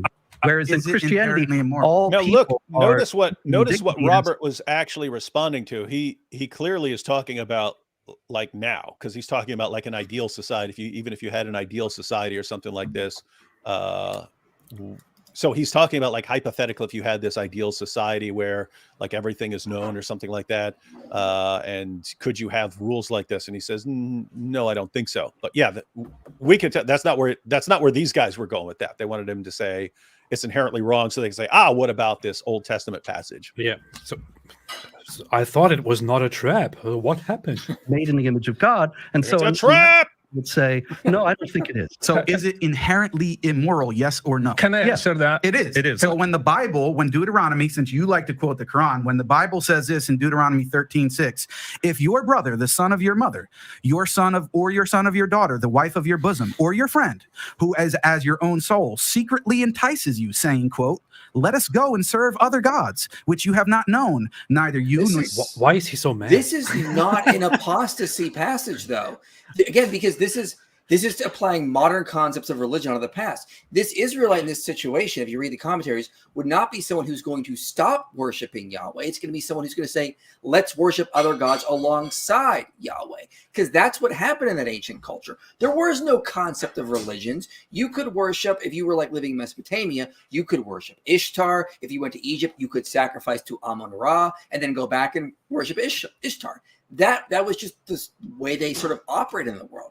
What is going on in this Deuteronomy passage is you have an Israelite saying, let us worship and sacrifice to these other gods. But they're not saying abandon the worship of Yahweh. It's actually more of like we're referring to idol worship, not apostasy. Because again, that wasn't really a concept in the ancient world. So this is, again, it's just completely misunderstanding the passage. They need to read Old Testament scholars like John Walton, who I mentioned, Michael Lefebvre. I mean, there's so many scholars that have covered this kind of stuff.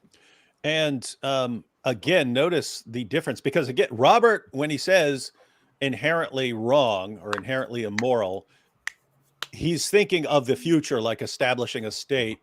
Is this immoral in this state to kill apostates?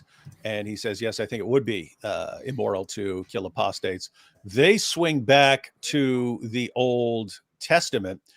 Again, notice, and Robert goes through to point out some of the differences here. Again, you could discuss the ethics even of this, but there is just a massive difference when you have this like set of miracles, like going through the Red Sea and pillar of fire guiding you and pillar of cloud guiding you, and then gives you rules. And then very clearly says, "Oh, and by the way, do not set up some idols and so on." And then you go ahead and do it anyway. That is a notice. That is a unique situation. Humanity is normally not in that situation where you have absolute, just clear proof. Mm-hmm. This is divine origin, and therefore you are any sort of disagreement. It's clear what you're disobeying. That is just not the situation that Islam has ever been in. Hey David, AP, I gotta sign off here because I'm gonna go eat dinner. But one more thing to add is, as I've said, this is wisdom literature. These are not laws, and you can see this in Judges 2, where Israel starts worshiping other gods, and the angel of the Lord shows up. He doesn't say, "I'm going to kill you all," because that's the rule. No, he just says, you're not going to have my protection anymore. I'm going to let the Canaanites oppress you, this kind of thing. Because again, what you're reading in Deuteronomy is wisdom literature that's teaching judicial wisdom. Scholars like, the Raymond Westbrook, Dilbert Hillers have been noting for years. So again, we've taken you're taking modern standards, Islamic standards, applying to the Old Testament law, not looking at it in a scholarly way. So And I got to take off because we're going to eat dinner. One last thing, IP. I don't know if you're familiar with this, but I've also read that some scholars believe there was a ransom system in Old Testament times where people are basically regularly doing stuff that they are told is an official death penalty, and you would pay a ransom for it, right? So you're regularly doing things where, darn it, I did this, I'm under a death penalty again. Okay, you're under a death sentence, and then you pay your ransom, which is getting out of the system. But there are reasons for that, like in the passage about capital punishment, actually punishing people for deliberately murdering another people. It specifically says, and for this, do not accept ransom. So you have all these death penalties. And then for capital murder, where you're deliberately, knowingly, first degree murdering somebody, then there's a death penalty. It says, for this, do not take ransom. And so the idea is that people were in all these kinds of situations where you're up, you did this, therefore, there's the punishment, so pay your ransom, and then you don't actually die. So there are some understandings which this is even all even the secular Old humanism. Testament, there are some views that even under the Old Testament system that these guys are condemning, even then it's not what they're representing it as. Hey, I like your dog. Oh yeah, this is I know. Loki. And this is Thor's over here drinking water. Thor and Loki. Those are the names of How them. creative. That's nice. They were rescued, so they came with the names. Oh, okay. That's nice. That's So, nice. all right, I'm gonna take off, guys. I'll All right. see you guys next time. Okay. Yeah, Black Dogs next time. Get out of here.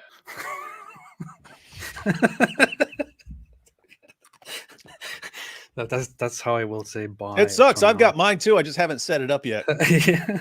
From now on, But if we're gonna have dueling sound effects, because he's gonna have his. I'm gonna have completely different sound effects. Although we'll probably both have. We're proud of that, because it'd just be that's awesome classic. going back and forth. Proud of that. Proud of that. If somebody talks too much for too long, I will do this. Quiet, man. I will do that from now on. When somebody's leaving, I'll do. Get the hell out of here. I'll do that. I need to work on these. I don't know. What are you going to do tonight? You're sitting there watching Netflix.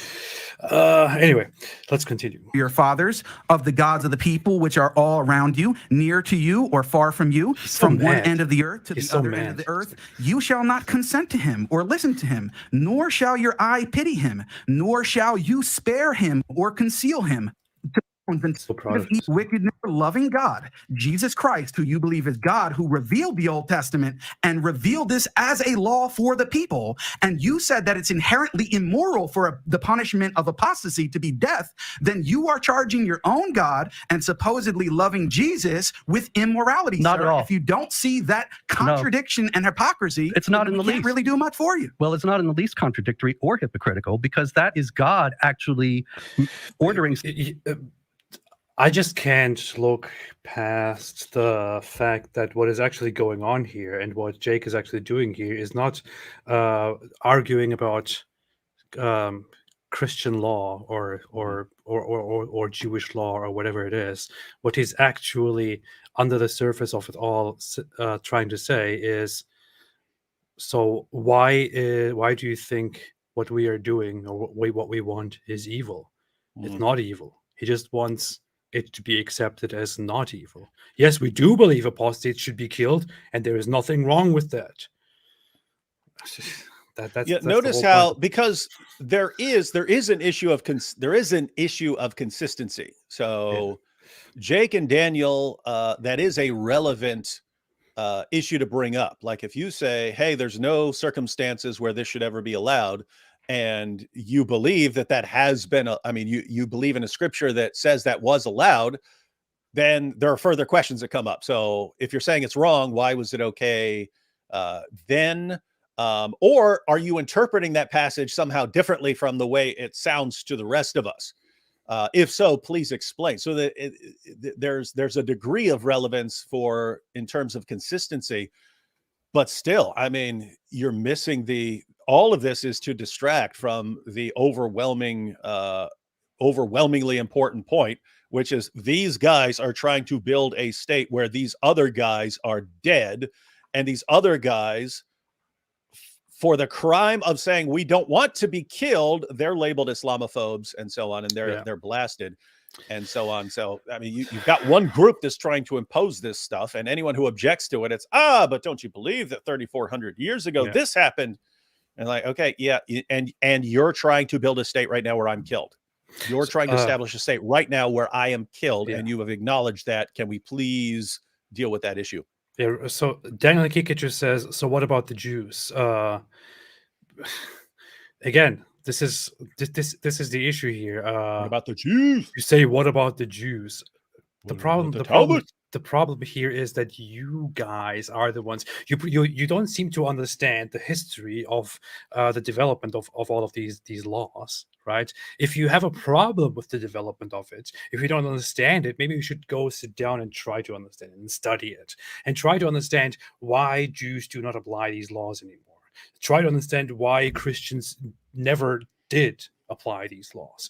Maybe try to understand these things, because that seems to be your actual problem. The issue here is that you guys sit down here and advocate for apostasy laws, advocate for killing the guy who is in the sitting world on the today. who is sitting on the opposite side of that round table that is meant to be made for building bridges. In fact, you know what? I want to question your integrity here and your consistency. You absolute weasels, both of you.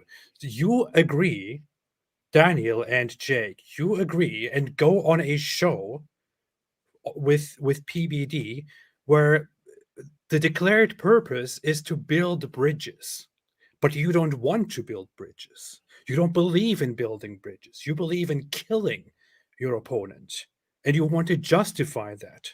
So wouldn't it be the consistent thing to do for you guys to say, hey, you know what? We are actually not the right guys, not the ones that you're looking for, because we don't want to build bridges. We want to execute those who leave our religion. We want to execute those who disrespect our religion. We can't build bridges. Building bridges is against our religion. Shouldn't that be the consistent, the right, the honest thing to do? Shouldn't that be the right thing to do for you? That would be the consistent thing to do. Why can't you be honest to yourselves? Why can't you be honest to the audiences? Why can't you be honest to the host here? Tell them, we are not here to build bridges. We are here to chop off heads. We are here to kill people. We are here to massacre populations. We are here to enslave you all. We are not the right guys for building bridges. That's what you should be doing. But you are cowards. You are cowards. You don't tell people what you actually think. You want to sneak and want to go on that stage and act like it is the opponent that is actually guilty. You're acting like it is the opponent who is the problem. It is the opponent who is hateful, while you come there with the entire purpose of justifying murdering others in the name of your religion. You are bastards. That's what you guys are. Hey! Sorry. What's up with this mean comments, man? All they want is for you to be murdered. Why are you so against them all the time? I'm so emotional just because I want to be murdered. I'm sorry. I should grow up and be more serious here. Something What's directly. got wrong for that? Now, the question here is whether the Muslims, when they put people to death for apostasy today, are likewise authorized by God in some direct manner.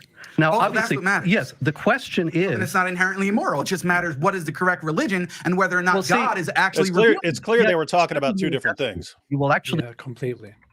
And really, these guys need to sit down and just try to understand religion.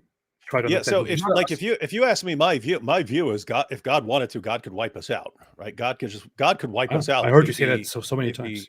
Over and over again. Do I believe that people like Jake and Daniel Hakikachu should be running around saying they're going to kill people for leaving the religion of the most obvious false prophet in history? Notice, if Jake showed up and the Almighty was standing beside him and said, hey, you better do this or else, and you said, I don't care what you say, Almighty, that would be kind of a different story. The point is, they're not in that situation. Other people were, so there's really no comparison between the situation. Again, you could object to both situations, but stop acting like you're in the same situation. Yeah, Jake, nobody gives a crap about the meta of why it is wrong, or whether it is wrong or not to kill apostates. What matters to people here, clearly, like nobody wants to sit down and go through understanding. So why exactly is it wrong to murder people? Why exactly is it even wrong to murder people? No, what we're talking about is you want to murder people.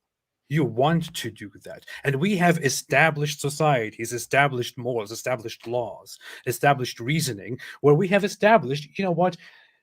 We don't want to be killed for leaving the religion. We have established that. I don't want to talk with you about why it is wrong for you to have me killed for leaving my religion. We don't want to talk about that, right? We don't want to talk about that, not because it is absolutely unreasonable, but because it doesn't matter at all. And you are in no position to talk about this. What matters is that you want me killed, and that is what matters. Now shut up and just answer the question. And if we do conclude that you do indeed want me executed, then we are done here. We're done building bridges. In fact, maybe you should be consistent. You should kick yourself out of this country. So easy. Let me hear from Brother These people are such hypocrites. Islamists are giant hypocrites. for one. Brother Rashid, go for it. What's on your mind? Because this concerns me. Yep. Do you believe I should be put to death? I believe that the punishment for apostasy in a correct Islamic state is death. I believe that. So you see how these supposedly honest Islamists here don't even have the proper courage to give a straight answer here, and you have to give lengthy answers, make it vague. Just answer the damn question. The punishment for apostasy in a correct Islamic state is death. I believe that that's the correct. Let me finish. Let me just respond, sir. I believe that that is the correct punishment, which has been revealed by God, both in the Quran and the Bible. And for Robert to turn around, I asked you. Let me finish. I asked you to believe I should be killed today. And I answered you, sir. Yes or no? I answered you. Yes or no? I answered you. Should I answer? You want me to answer? I said. Yeah, you answered. In a proper Islamic jurisdiction, an Islamic nation, all of the laws of Islam and the Sharia, as revealed by God, should be applied. So if we were in that kind of state, would you do it? Including I'm not the one that with proper due process, with a proper hearing, just like any nation of laws.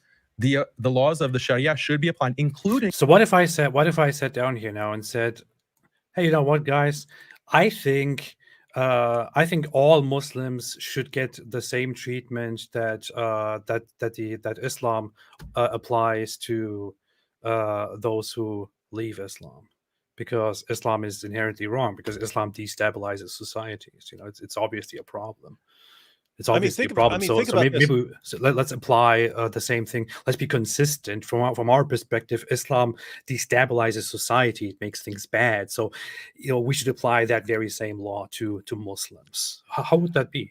Would you guys think? Would you guys be like, "Oh no, I disagree with that," or would you guys become emotional? You don't even have to go all the way there. I mean, just think about it. I mean, in France, if they say you can't wear a burqa to school or something like this, these guys lose their minds. And I've pointed out, Islamophobia. I'm to some degree, I'm not crazy about governments telling people what to wear and so on. But I mean, think about this. They complain, "Oh, how dare you oppress us like this?" Like, wait, you're saying kill people for making their choices. You're saying, hey, you shouldn't interfere with this woman's choice to wear a burqa. You shouldn't interfere with that. The government should not interfere with that. And you're like, no, we want the government to murder people for recognizing that Muhammad is a false prophet. Very strange. And this is where I don't know. This is where I guess I would expect Patrick but David to stop and think, oh, something went here really wrong with the planning, because obviously you can't build bridges like that. Yeah, I mean, he said he didn't have a discussion with these guys beforehand, so he was probably like, wait a minute, these guys are saying these other guys have to die? What? I was planning on talking about building bridges against trans stuff. But anyway, let's talk about all the stuff these guys want to murder stuff. Let's talk about Dylan Mulvaney, please. The death penalty for not only apostates but also blasphemers. That's Robert. So that's Robert. We did answer. Yes, we did answer. Yeah, so I should be killed.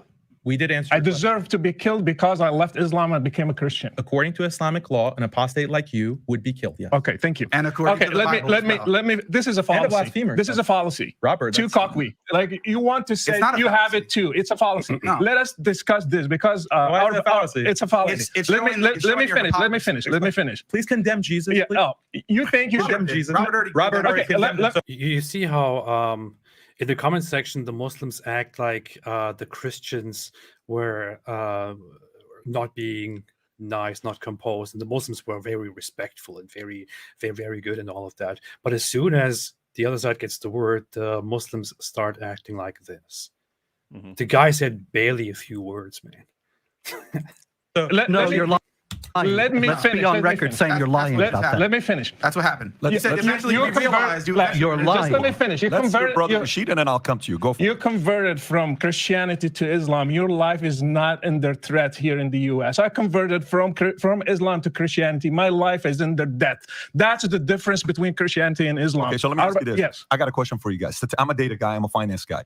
How many Christians have died going from being Christian to Muslim? How many Muslims have actually been killed or died going from being a Muslim to a Christian? There's no data on that because these kinds of things are not recorded. They're not considered crime. There should be, in though, right? I Islam. mean, shouldn't there even if there's some stories to be able to say, Yes. you know, XYZ individual. I have stories. I have one in Mauritania who was condemned to be executed. We just got him out to Paris because we negotiated with the government there. I have people. I mean, this is the whole situation is absurd to me. I would expect in this situation the host to turn it on and be like, so hold on. So you guys actually believe that this guy should be executed, but you want to sit down here and talk and have a discussion about.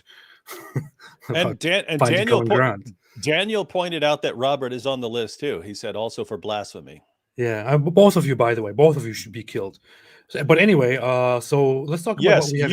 You guys are both under a death sentence as soon as we establish our Sharia compliant hellhole. Now, the real question is, why are you guys so against us establishing a Sharia compliant hellhole? We can't figure this out. Why are you guys against this stuff?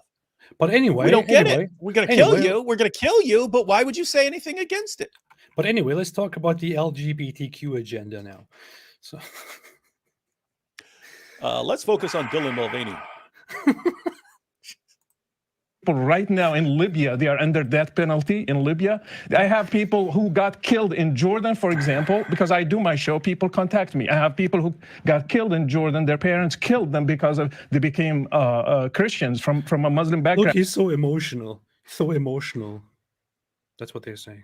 We have people in different places in the world. In the Muslim community, they kill them, and if they get to flee, that's the best outcome. I got a question. So while I'm studying this, there's also Daniel said something very interesting where the guidelines of Quran is based on the jurisdiction of the government, meaning where you live, the religion is follow whatever the laws are of that nation. Meaning, you can. That's actually not what he said at all. I don't know how he came to that, but I just want to play a clip here. Yeah, to be clear, they are saying that in order to it's the same position of Ali Dawa, that once you get your Islamic State, then you enforce Sharia. It would have been an interesting question to ask them, well, what about, when Robert has a cartoon contest, do you think there's ever a situation where you murder these people in a non-Islamic country? Like, do you think there's a situation where you gun down cartoonists or something like that? Because I'd be interested in seeing what they say. Like everything they say when you ask about these laws, they say, that's for an Islamic State. Yeah. But Muhammad certainly allowed some of this stuff to be carried out not in an Islamic State. So wonder what they think. Daniel Kikic said 500,000 dead Iraqi children before 9/11, all in the name of secular liberalism. Stop being emotional. Yeah, can you imagine if I was Daniel Hakikic and I'd be going, emotional. oh, poor 500,000 dead children. That's how he would respond. Isn't this how you guys react? Isn't this how you guys react to oppression, to blood, to stuff like that? When the other side complains, when the other side points out that Muslims, that Islamists are oppressive, that Islam is oppressive, don't you guys say, "Oh, only emotions, no arguments at all. Stop being emotional. Emotional arguments." Why do you then mention these things? Stop being emotional. Do you want consistency?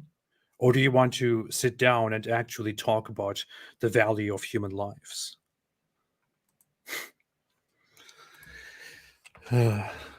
Dumbass. Liberal secularism. What is liberal secularism? Is this philosophy that came out of the Enlightenment, out of the 18th and 19th? What? How much longer are you planning on going? Because I might need to go check something real quick and then come back. Not too much. I'm looking for a thing. You can just go and come back. Okay, I'll go check and see. Yeah. livelihoods are threatened. I get death threats all the time. Almost every day I'm getting a death threat. Death threats all because the of time. my opposition to Yes, this I believe hegemony, liberal secularism. There is no Shut up. Shut up. I don't believe that for a second. Share with me the evidence. Please share with me the evidence. Send me the death threats. Show me that people are actually threatening you, sending you death threats because you speak against secular liberalism. You have to be kidding me. You can't make up a more pathetic, more obvious fake story, man. People are threatening you because you speak against liberalism. quote unquote freedom of, and I know you Jones, they talk about this system. They might not put it in the same exact way that I'm putting it, but it is this authoritarian centralized. What was the Iraq War about? What was the affirmation, liberal values and quote unquote women's rights? That's what millions of Muslims in the past 20 years have been killed for, slaughtered. Stop being emotional, man. Neil and I are completely in agreement. We're both against. Only emotional, like only emotions, no argument at all. Mostly from Muslim. Andre Carson, the publicly Muslim, Quran adherent politicians, and yet they're all very far on the left, and they're aiding. Okay. One of them, she was 9 years old. He was 53. I am 51. Oh, here. This is when I studied the life of Muhammad, in 10 years, he waged 83 wars in 10 years, 27 wars and 56 raids in 10 years. And you are going to teach me that Islam is peaceful? No, it's not peaceful. Are you going to give a Nobel Prize for somebody who waged 83 wars? No, you will not. And another thing, Muhammad is not a role model. Jesus is. Muhammad, he had many wives, 11 of them. One of them, she was 9 years old. He was 53. I am 50. I cannot marry a girl that has 9 years old. You cannot. That's abuse. And Muhammad did that. Can we do so many things. Let me finish this. He raided a Jewish tribe. He killed the whole. I wish the whole issue of child marriage was more highlighted. I feel like that was missed. But I wish they had pressed Daniel Kikuchu more on highlighting, on talking about child marriage, because it would be very nice. It would have been very nice to see Daniel talk about whether it's okay to marry little children or not. That would have gone over very, very well with the audience. Of course, you wouldn't see that in the comment section or anything, because that's where the Muslims spam the comment section to make it look like everybody loves the Muslims. But I wish the audience had heard that. That would have been good. That would have been good. But because of that, we just have to highlight all of the times that Daniel Kikic did mention it. The times when Michael had a debate with him and made him look like a crazy lunatic and pedophile. Yeah, I was just talking about pedophiles too. Family. Shocker. Surprised you weren't talking about incest. But hey, we got a nurse downstairs, so I'm good to go. We could go all night, baby. Whoa, yeah. Called Safiya. And he took her as a wife the same time he was returning to Medina. Would you put that as a role model for me today in the 21st century? He had another wife called Rihanna. My daughter, her name is Rihanna. I named her specifically for that. He took a Jewish wife. So he's too emotional. He's emotional. He's supposed to just say, oh, yes, I respect my opponent's belief that I should be killed, and marrying little children and raping them is a perfect system, and beating wives and all of that. That's a perfect system. I disagree with that, but let us find common ground. That's what he's supposed to say. Killing his own wife just because she criticized Muhammad. So these are the rules that they want to apply today. If we criticize Muhammad, we should be killed. Like what happened with Charlie Hebdo. Do you think those people, they just killed the people who wrote the caricature for...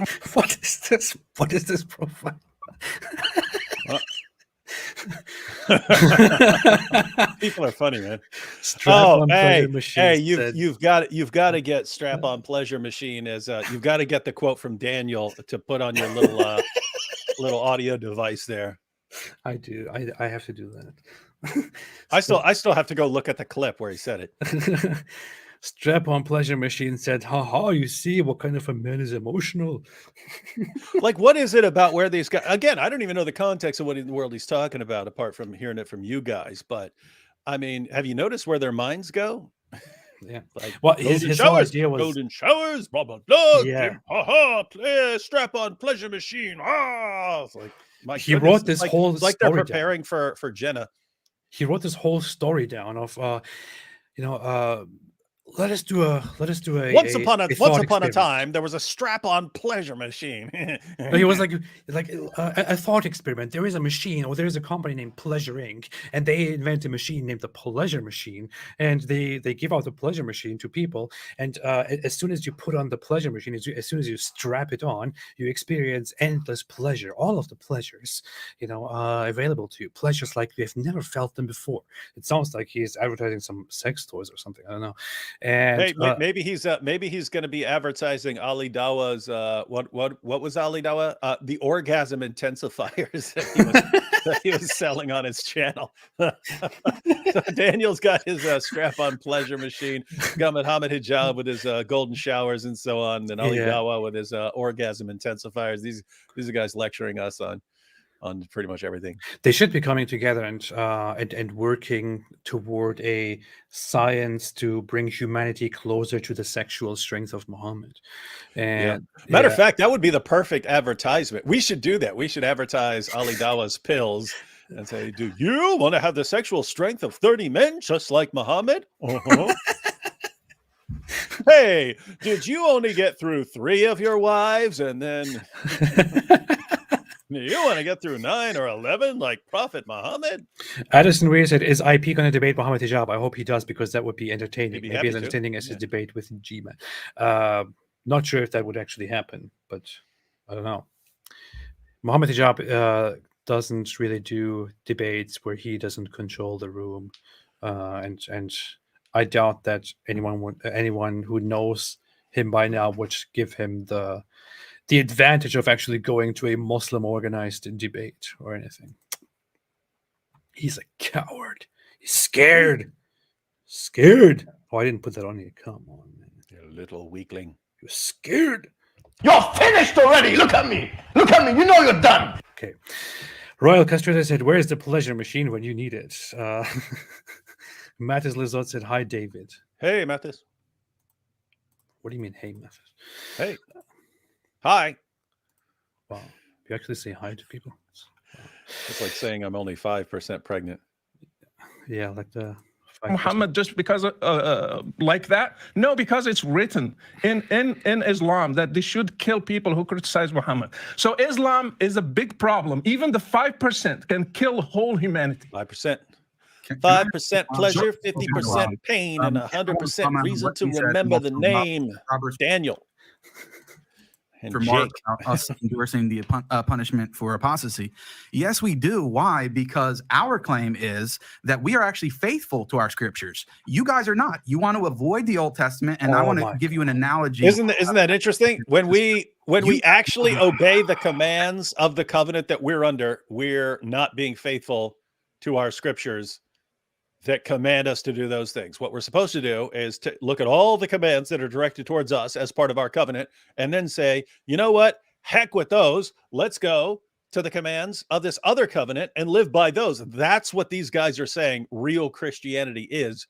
And it's funny because, I mean, their fans don't realize it, because their fans know even less about Christianity than what they're saying. Ignorant. So they sound like they're educating everyone on what Christianity teaches. And to everyone who has a basic understanding of Christianity, they sound like idiots when they're saying this stuff. I mean, this is what is crazy to me. Dan Akikichu looks like he has never actually read the New Testament. He doesn't understand Christian history at all.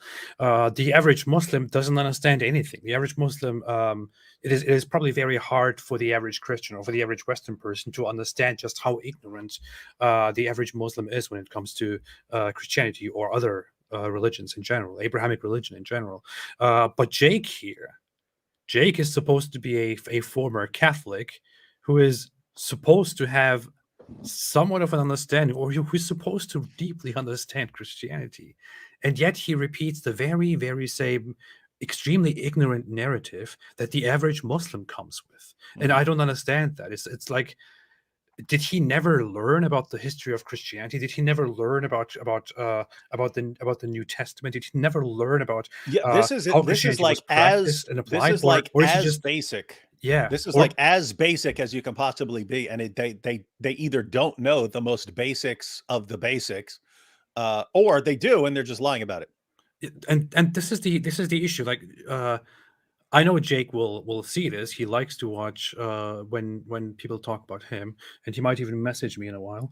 But I genuinely want to ask him the question, Jake, are you really presenting this question, which is very, very basic and very ignorant because you don't know?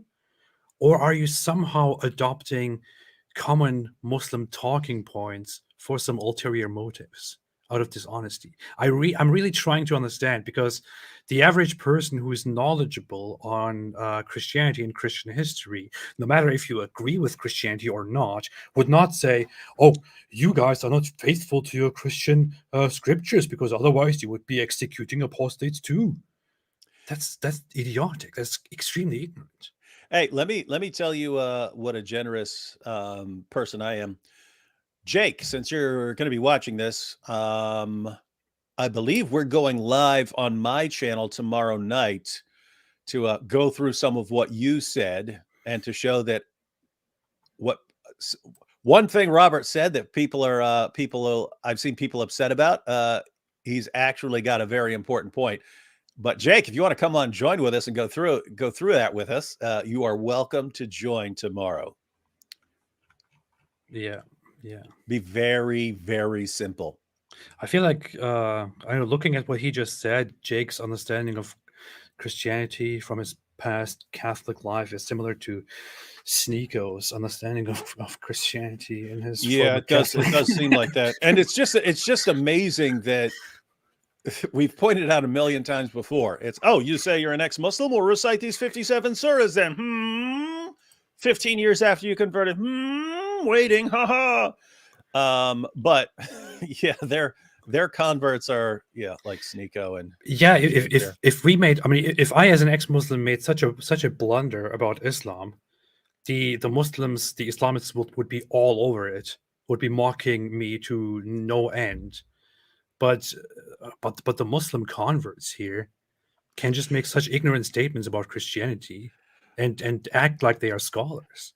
Wait, amazing. you're saying Abu Gharib? You're saying is Daniel? That's his other account. I saw him somewhere else on a different account go and defend Daniel Kikichu very, very. I can't be sure that it's actually him, but I know that he cares a lot about his reputation. Yeah, because if so, this is stupid stuff. So Abu Gharib says David should know hijab exposed his lack of Arabic in the debate years ago. That was the one where I said, hey, the Quran says that Allah prays for Muhammad, and hijab said, I'll have to give you an education in Arabic. Free education. Yeah. It doesn't say he prays to Muhammad. It says he prays for Muhammad, which is exactly what I said. And this was my amazing Arabic education. So yeah, but Muhammad Hijab agreeing with me and saying I'm right is my amazing refutation. Let me apply some Daniel Kikichu logic here. Abu Gharib said, I'm not.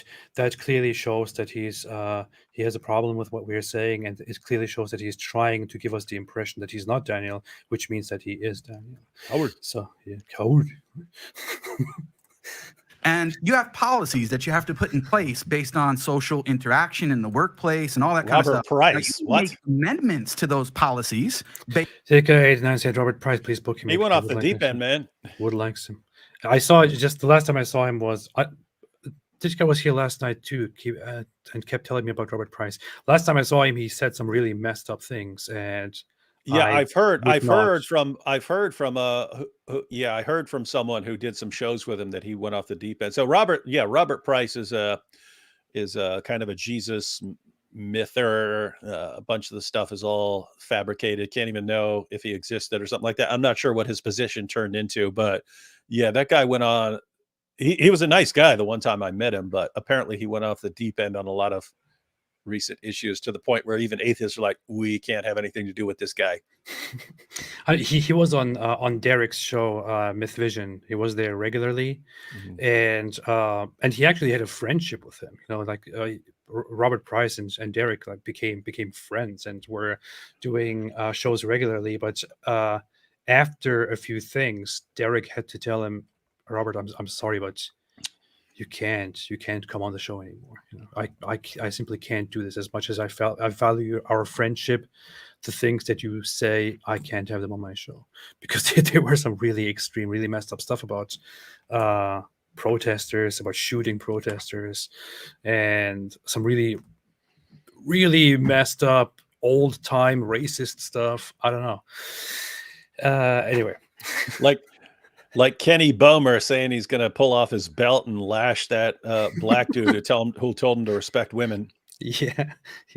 I think Derek even gave Robert the chance to just come on an episode, like instead of canceling him, and just to explain himself and clarify things. And then he made it even worse. He said even more messed up things, and he was like, I tried everything. I'm sorry, I can't have you on here anymore. So that's all I know about Robert Price.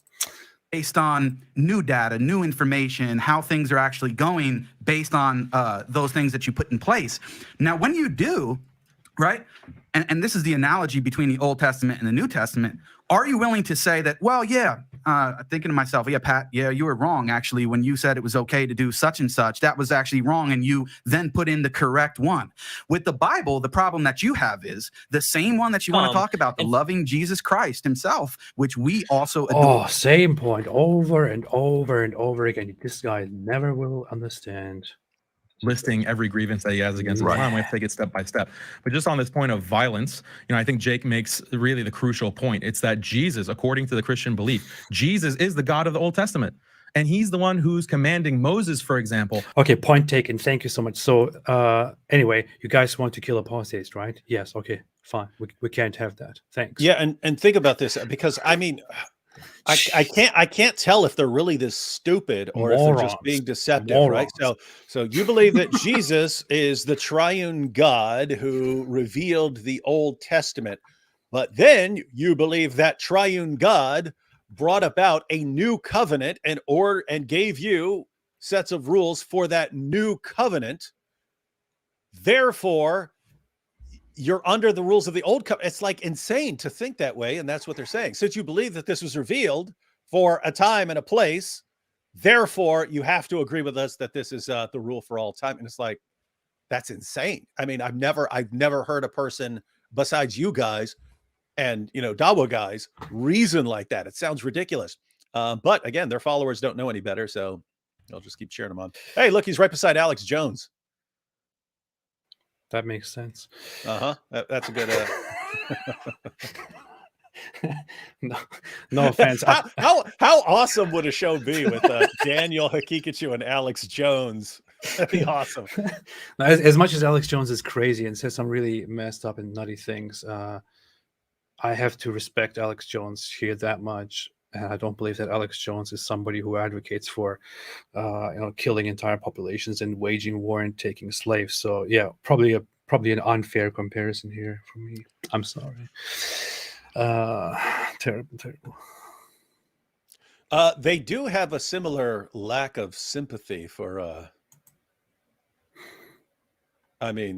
Alex Jones, when all those kids were shot up, that was one of the messed up things ever. Yeah, like this is all a big plot to take away your guns, and it's all staged, and all these parents are actors and stuff, and then all his fans go after the parents and start harassing. You liars, you're actors, blah blah blah blah blah. It's pretty messed up. But notice it's very parallel to Daniel. Like he would not have any concern for the parents there.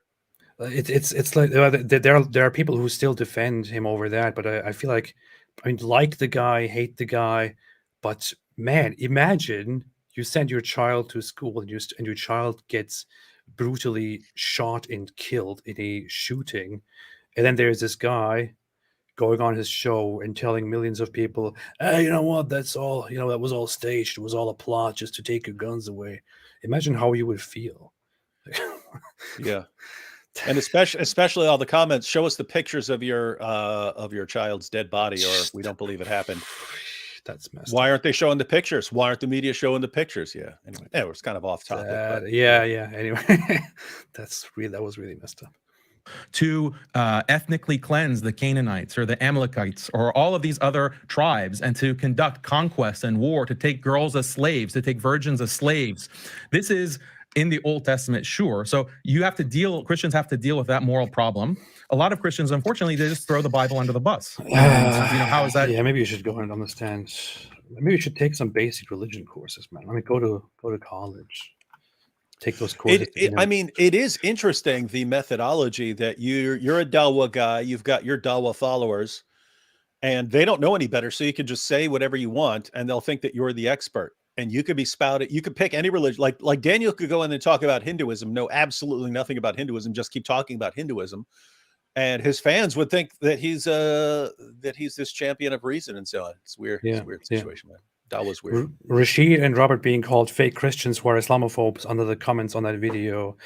This being said by a so-called Christian, unreal world we live in, said Snide. Yeah. Thank you so much, by the way, Snide.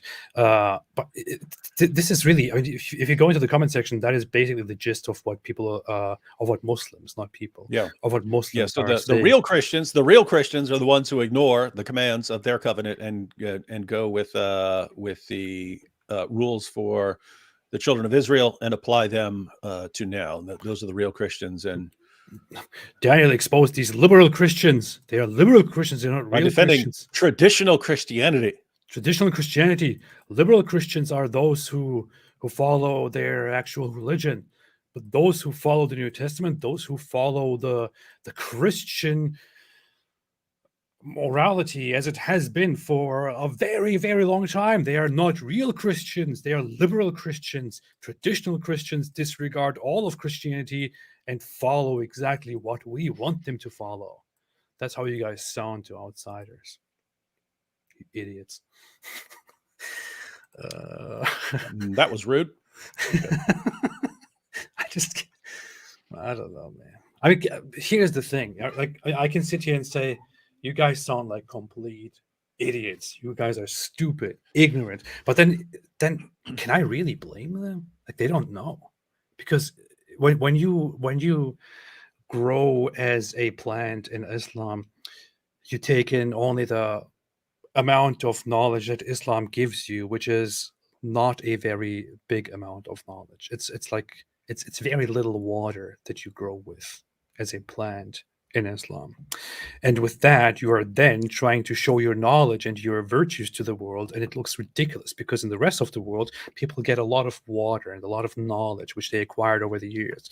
Because Muslims only have the Quran, and they don't have the Bible, they don't have the biblical history, they don't have anything, they don't have access to that. They are basically blocked from reading the Bible, from learning more about the Abrahamic religion, from learning about other religions. All they have is this tiny book here called the Quran, which misses basically everything that almost everything that is there in the biblical history. And then they try to come and have a discussion about Christianity, about what Christianity actually is, about how Christians are actually supposed to act, and they look ridiculous. And can you really blame them? I don't know. That's the problem. The Real Masker said, how dare they ban burqa? How dare they criticize Islam not wanting girls to study, aka reject Western pleasure machine? Now where is my 5-year-old wife? That's perfectly functioning moral compass. Yeah, perfect. And also don't say the F word while I want to execute you. Yeah. Sex with 4-year-old, 5-year-old, that's all good. F bombs, no. That's the line that must not be crossed. I am done. You will not say the F word to me. I will have you executed because you blaspheme and you leave my religion, but do not say the F word. I will not tolerate this perversion, this transgression. Right Allah said, Daniel Hakid Achu. He's a Yeah. So in the book of Revelation. So Jesus is also very violent. And then finally, you have canon law. You have the church tradition. So if Robert wants to denounce canon law, because when you have canon law, it has slavery, it has a marriage age of 12 years old in canon law, it has punishment. Hey, what happened to that? Did he change Muhammad would have been condemned for blasphemy. It has even, strike. Abu Gharib, aka Daniel Hakikichu, just began learning about Christology, and he needs to wait for the early church fathers to appear and discuss the nature of Jesus, and he's somewhere 2,000 years behind. I wonder how he's using the internet here. Taking the wife, the disobedient self. Oh, the Old Testament is for those times. It's not applicable now, right? That's the argument. The violence, the killing. All right, we got it. You don't get it. That's for doing this. I think a very, very long way of admitting that you don't understand. You mean to tell me you're okay to hit your wife and do this and do that and apostasy and all this stuff? That's ridiculous for you to think that. And then you may say, well, look, we're at least staying committed to our faith. They're not. They're picking and choosing what they like, and they're not. That could be the argument. They're picking and choosing between the commands that are for them and the ones that aren't. And they keep choosing the commands that are for them and not the ones that aren't. Shame on them. They keep following their religion. Yeah. They keep following their religion. Why are they doing this? Stats came out right now as well about Pew Research on statistics on Muslims' view on LGBTQ. You're now going to go through this as well with your faith, with your religion. Pew Research says that 52% of American Muslims believe homosexuality should be accepted by society. Oh, yeah. This is according to Pew Research. Among Muslim American millennials, that jumped to 60%. This was done in 2017, so it's 6 years old, which I would assume it's even higher today than what it was then. The survey also revealed that Muslim women are much more accepting of LGBT people than their male counterparts. They're at 63%, men are at 42%. Just so you know, the difference between women and men, about 21% difference.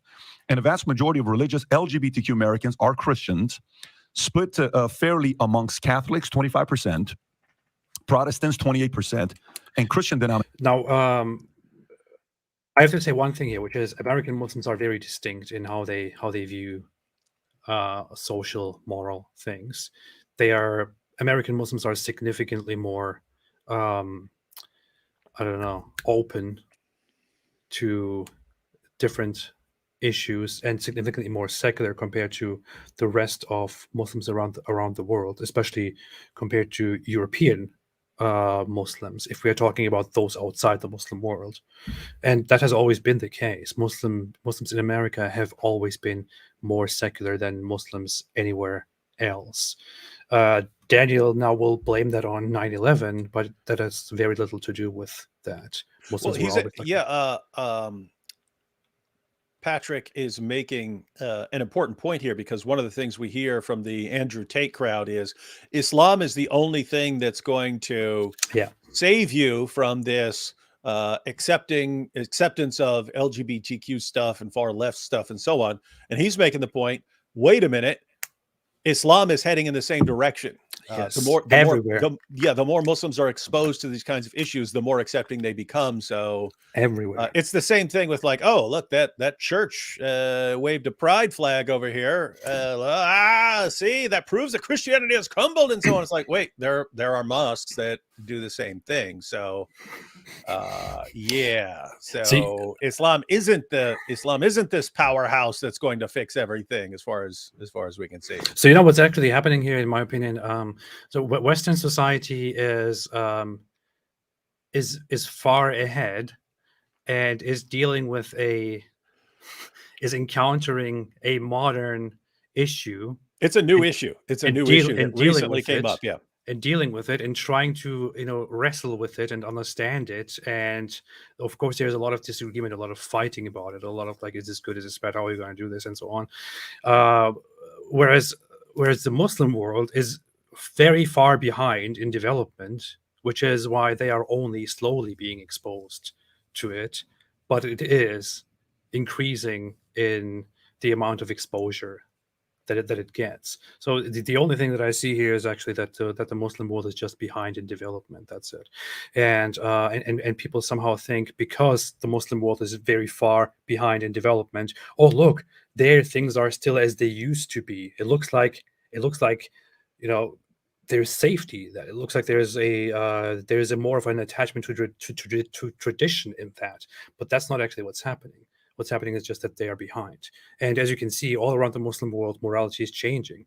All around the Muslim world, people are becoming more and more open to different ideas, more and more going toward progressive and liberal ideas. And then also, they also begin to wrestle with these ideas.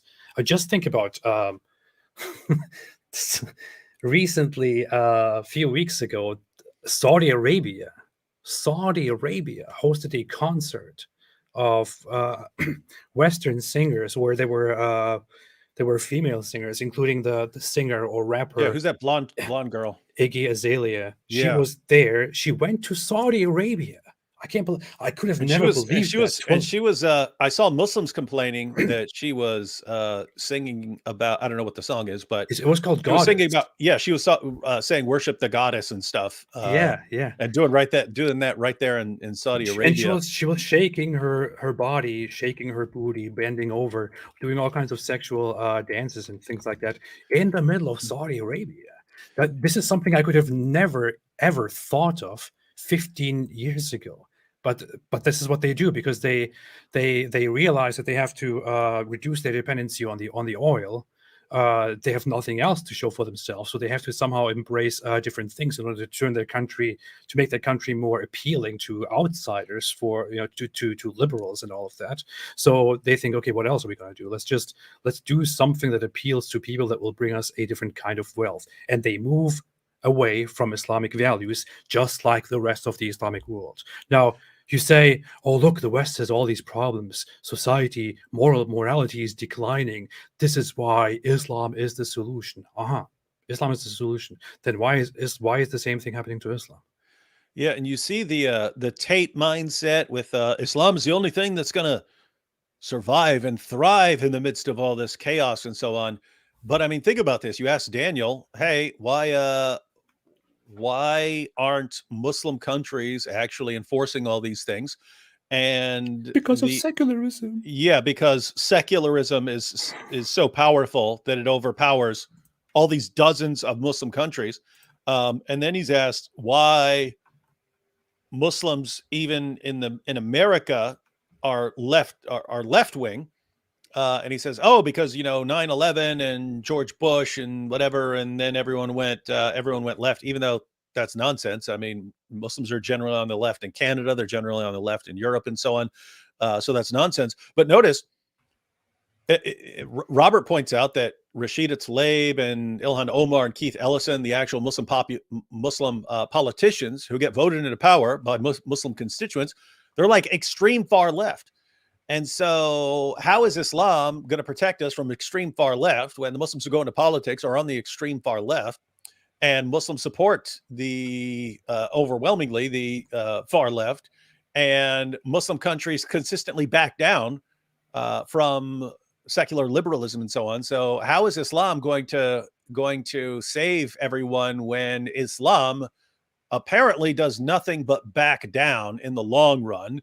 They may be a little behind the times because they were a bit more isolated than the rest of the population, but they're heading. This is what Patrick just pointed out. They're heading in the exact same direction. So, yeah, I mean, what Daniel's going to save it? Daniel and Andrew Tate are somehow going to say it when the Muslim world is heading in that direction.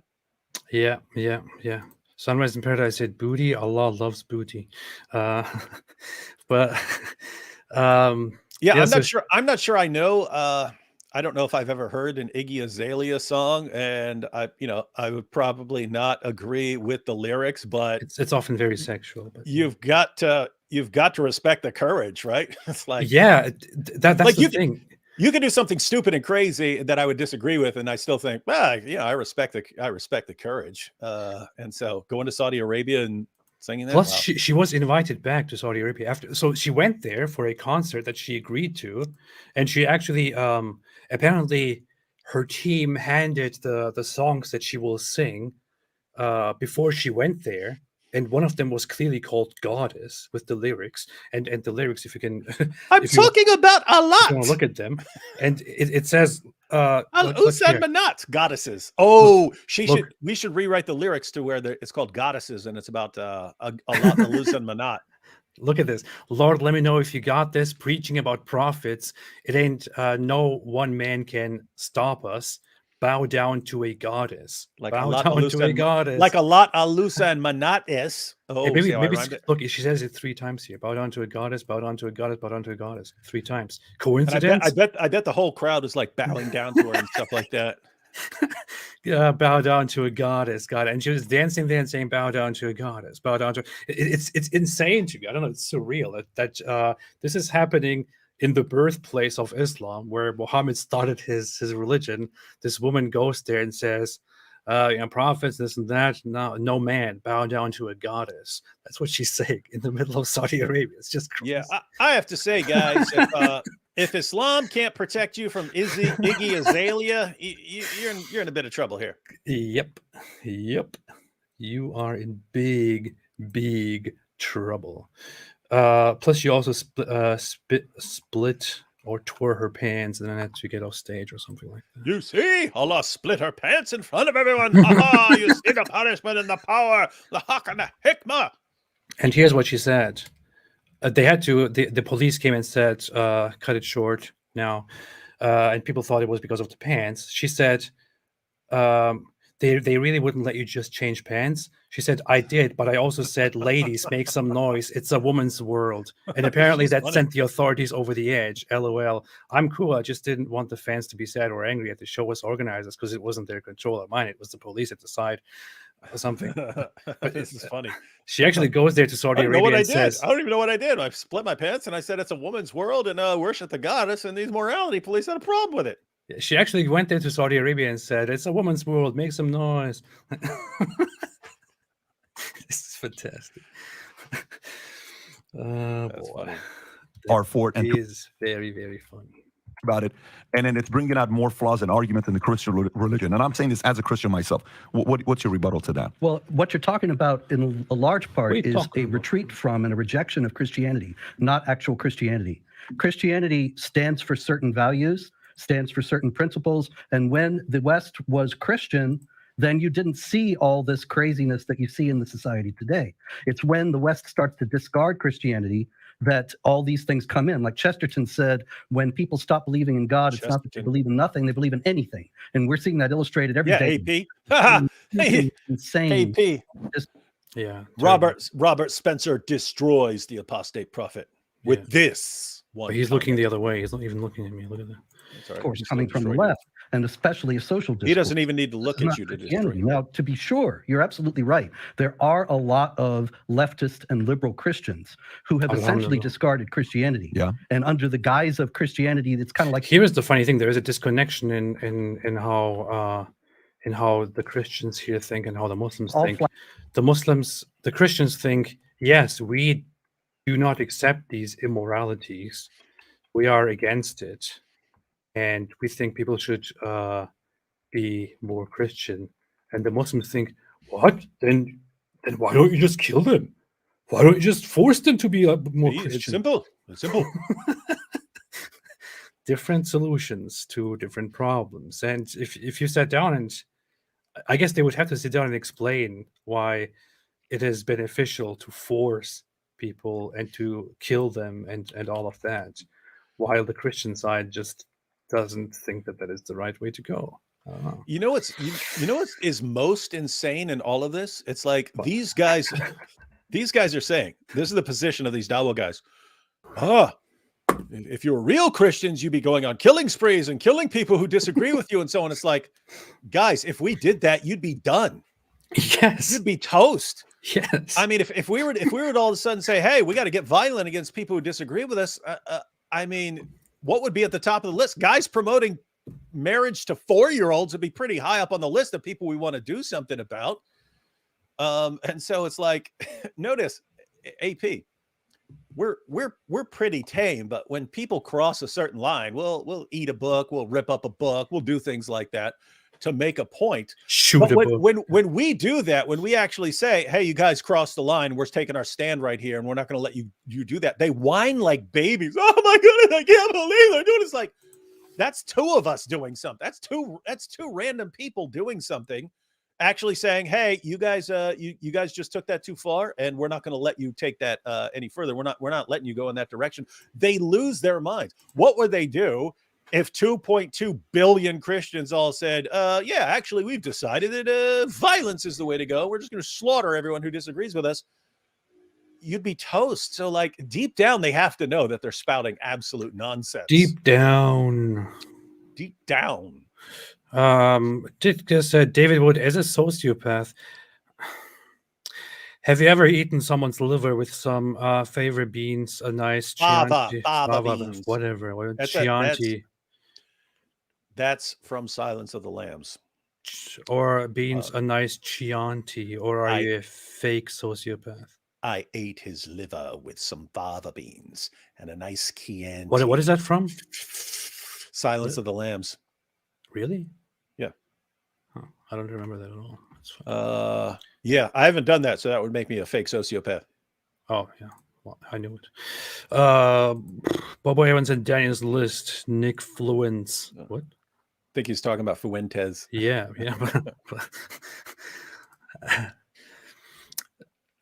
Not saying anything now. Cedric said from the Bible, yes, just like the polytheistic pagan named Daniel. Oh, I think he's referring to his name. Yes. Man, I really want to ask him about his name one day. Zishan Ali said, if Daniel was in a majority, I would have no choice but to deposit my jizya beyond his leather strap. Player machine. Things are getting really messed up with all of the language here. That's we get from Islamic Pretty sources. disturbing every time I go on an atheist channel. I know, made a super sticker. Thank you so much. It's not my fault. It's the Muslim apologists and Muhammad. It's their fault. Bob Evans said David is the king. That's not true. Hail the king, baby. I'm the king. L'Apologete said, L'Apologete said, in 1642's Massachusetts Bay Colony, Thomas Granger was sentenced to death for boogery.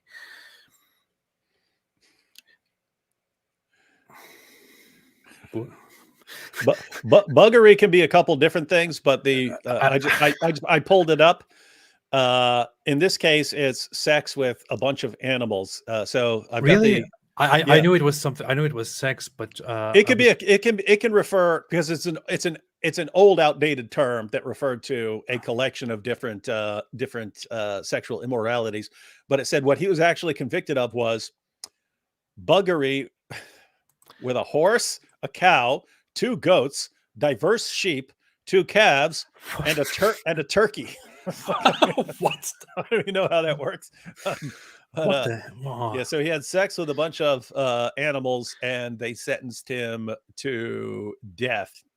And so the question is whether this was a Leviticus 20:15 against boogery was used to base the civil magistrate's decision. David and Mick, was this penal case just? Yeah, I would not agree with applying Leviticus to people who aren't under the covenant with Leviticus. With that said, I wouldn't sentence him to death even for something that creepy, but different people have had different laws at different times, and apparently they thought they're enforcing a death penalty for a guy who can't stop boning animals. This is weird. Thomas Granger was the first one of the first people hanged in the Plymouth colony. First known juvenile to be sentenced to. It says he was 16 or 17. And executed in the territory of today's United States. Horse cow. This quote: horse cow, 2 goats, diverse sheep, 2 calves, and a turkey. The turkeys. That's what's crazy. Buggery in British English. I thought it was like sexual assault or something. Buggery, but so buggery in British English law refers You know, it's crazy to if you actually had yeah. if they actually carried out like death penalties for this stuff, there'd be a lot of people in trouble in certain Muslim areas. Do you ever read those things where Yeah, I know where of them very well. someone will catch a venereal disease and they'll trace it back to a sheep, and then they'll find out like 15 of the neighborhood teenagers all have the same disease Oh yeah, because they're all molesting the same whatever goat, I've heard of a lot of donkey, all that stuff. heard of a lot of people in Muslim countries like Pakistan, or even other more Western-leaning Muslim countries where people have non-consensual sex with donkeys and goats and stuff like that, and it's just it probably leads back to some sexual frustrations. I don't know. Thomas Granger, interesting stuff. RM said Muslims are the most insecure religious group I've ever met, much more than Christians or Hindus. Hey, you can't say that. That's the reason why people like DH and AD are popular. Hey, that's funny. DH and AD, ADHD. Okay. Pretty awesome that you saw that. Yeah. Can't not see that. Can't not see that. Loaves of Bread said, did the bridge building fail because the table wasn't round? What part of Sharia was revealed directly from Allah? Some of it was revealed by Muhammad himself, who is basically Allah. Well, even with if you're saying directly from Allah, I mean everything is technically from the angel Gabriel through Muhammad and so on. Blasphemy! This is kufr. Don't say that. It's all from Allah. It's all from Allah. Muhammad would start shaking and hear the ringing of a bell, and he would collapse and make snorting noise like. Yeah. Whenever I see that, I think this person is clearly a prophet of God. And that's how Allah would send a message. Doesn't that make sense? If somebody starts shivering and shaking and sweating and getting red and collapses and makes snorting noises and has to be covered up and is scared, that clearly means they are getting revelations from Allah. Mm-hmm. Obviously. Why are people questioning this? Anyway, okay, let's look at a few more things here and then. Or free, and that's why the abolitionists they started in the West. I have a question for you. You are benefiting from human rights and freedom of religion in the U.S. Good and point. you are trying to get us back to Sharia. For example, you converted from Christianity to Islam. Alhamdulillah. And you want to bring the law that kills the apostate. Do you want to be killed for converting from Christianity to Islam? Do you want that? Do you believe it's correct? Do you want it? What a stupid objection! Yeah, think about this. You idiot! Yeah, he's saying you're the one you're the dope who's telling Christians that in spite of their scriptures clearly saying otherwise, they're supposed to go by Old Testament laws about apostasy. You're the one saying, no, you guys have to follow. You're not real Christians until you enforce the death sentence for apostasy. And Rashid's going, are you serious? You really want that? Because you're an apostate here. He's going, do you believe in that? Do you believe Jake, did you fry your brain with your shahada? I mean, what kind of idiotic response is that? I mean, anyone can see that this is such a moronic response. This is so logically flawed, so logically wrong. You should be seeing this. He is asking you because that is your belief. Would you want this applied? Why would you turn that around on him? That doesn't make any sense at all. Yeah, I mean, my God, so stupid. It's absolutely insane. He's telling Christians to whom it has never occurred that they should be enforcing an apostasy law, and he's saying you guys need to do this. And the question is, do you really want us to do it? And do you believe in it? It's like, my God, I don't even know what to say. I don't even know. It's so dumb. So. Brother Rashid is presenting the hypothetical and saying, so you think this is right? Well, would you want this to be applied to you? How do you feel about that? It's like, well, do you think it's correct? Dude, that is not the point, you dumbass. That's not the point. This guy's masquerading as a philosopher. He's calling himself metaphysician. I mean, I hear Like, this. this is basic. This is like, I don't know how you'd pass like introduction to philosophy, writing a paper with this kind of logic. I mean, I hear this, and the moment I hear this, my knee-jerk reaction is like, what? That doesn't make any sense at all. That is stupid. And this guy here is sitting down claiming to be some philosophy genius and comes with that response. Jake, maybe you will realize after after watching yourself here again that this was an incredibly stupid response. He won't. And maybe you will think, oh, you know what?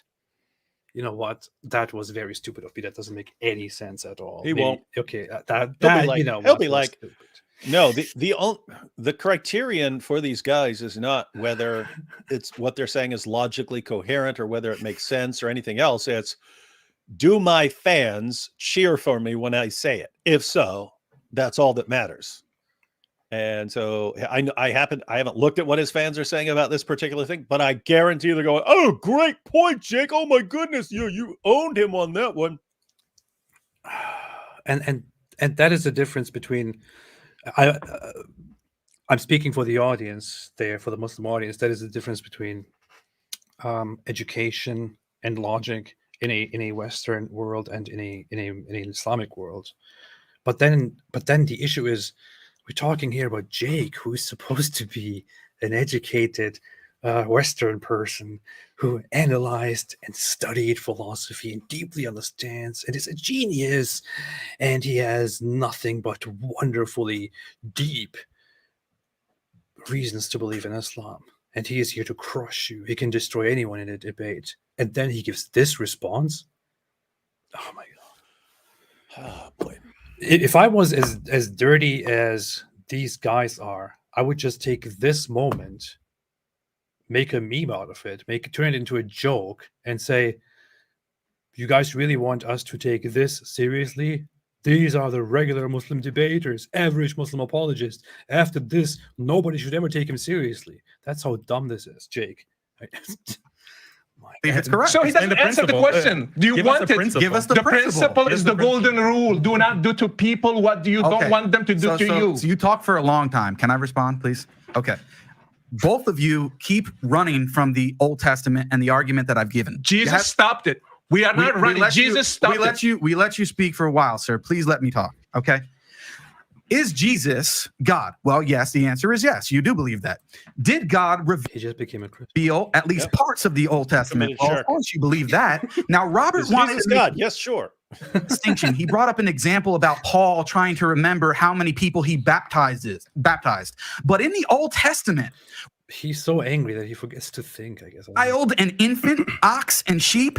God actually say this? And if so, hey, that's what I want to talk about tomorrow. Hey guys, he quotes 1 Samuel 15:3. Let me see if I can pull that up real quick. I'd have to open.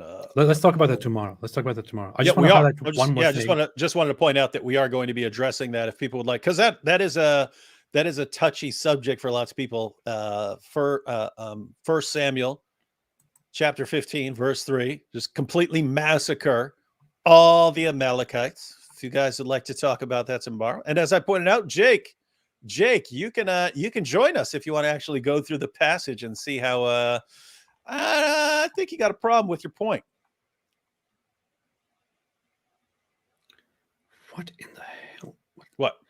I'm just seeing a comment from that guy who said, I still can't grasp that Jesus had a mother and Adam didn't, from the Muslim. And I'm just thinking, what points do you think you just made? Jeez, oh my god. Yeah, they always go. Oh my. If you don't understand it, then let me break it down for you. When God is going to create a human being, if there are no other human beings, then it wouldn't be the human being coming from a previously existing human being. What? Because Really? There isn't one. Therefore, God would just have to create that human being. Then when God creates another human being, he either would have to create another separate, just completely, original human being, or create the human being from that other human being. And then after that, then if you have a man and a woman, then, you can reproduce by procreation and so on. So by the time we get to Jesus, it's already known how reproduction works, and Jesus is different according to both Christianity and Islam. So Adam and Eve, that had to be that way because there were no human beings before them. Jesus, the question is, why is he born of a virgin when That's the question. Yeah. That's the question, dear Muslim. That's the question, dear Muslim. Why is Jesus around why Adam didn't have a dear mother? Muslim, why is Jesus the only human? Why is Jesus the only human, even in Islam, who is born of a virgin who doesn't have a father? Just ask yourself that. You think, oh, it's just because it's a miracle. No reason. It's just a miracle. What kind of a miracle is that? What is the point of that miracle? Just ask yourself that. In Islamic terms, what is the point of that miracle? Why is Jesus the only human out of millions who didn't have a father, who was born without a father? Adam didn't have a father either. Says he. Oh my God, you are completely retarded. I just don't know how else to help it. How will the first human have a father? I can't take this anymore. This is unreal. Give a response, and then I'm going to go to the next topic. Go for it, Daniel. Okay, so I just want to address one more thing here. This is just unbelievable, man. This is like, I can't believe how poor these people can think. There was one more point here that I quickly want to address, where Robert, I think, asked Daniel why he is not going to a Muslim country. Of traditional societies, especially Muslim societies, is much more conducive to family. It's more of a family, community-based life as opposed to an individualistic, a rat race, everyone is out for himself type of lifestyle that you live in the West. And that's because of the hegemony that we're talking about, because of liberal. Yeah. 600 people on that day. It's all because of liberalism, man. It's all secular humanism and liberalism. There's one part where he was asked, I don't have the timestamp for that, and this doesn't.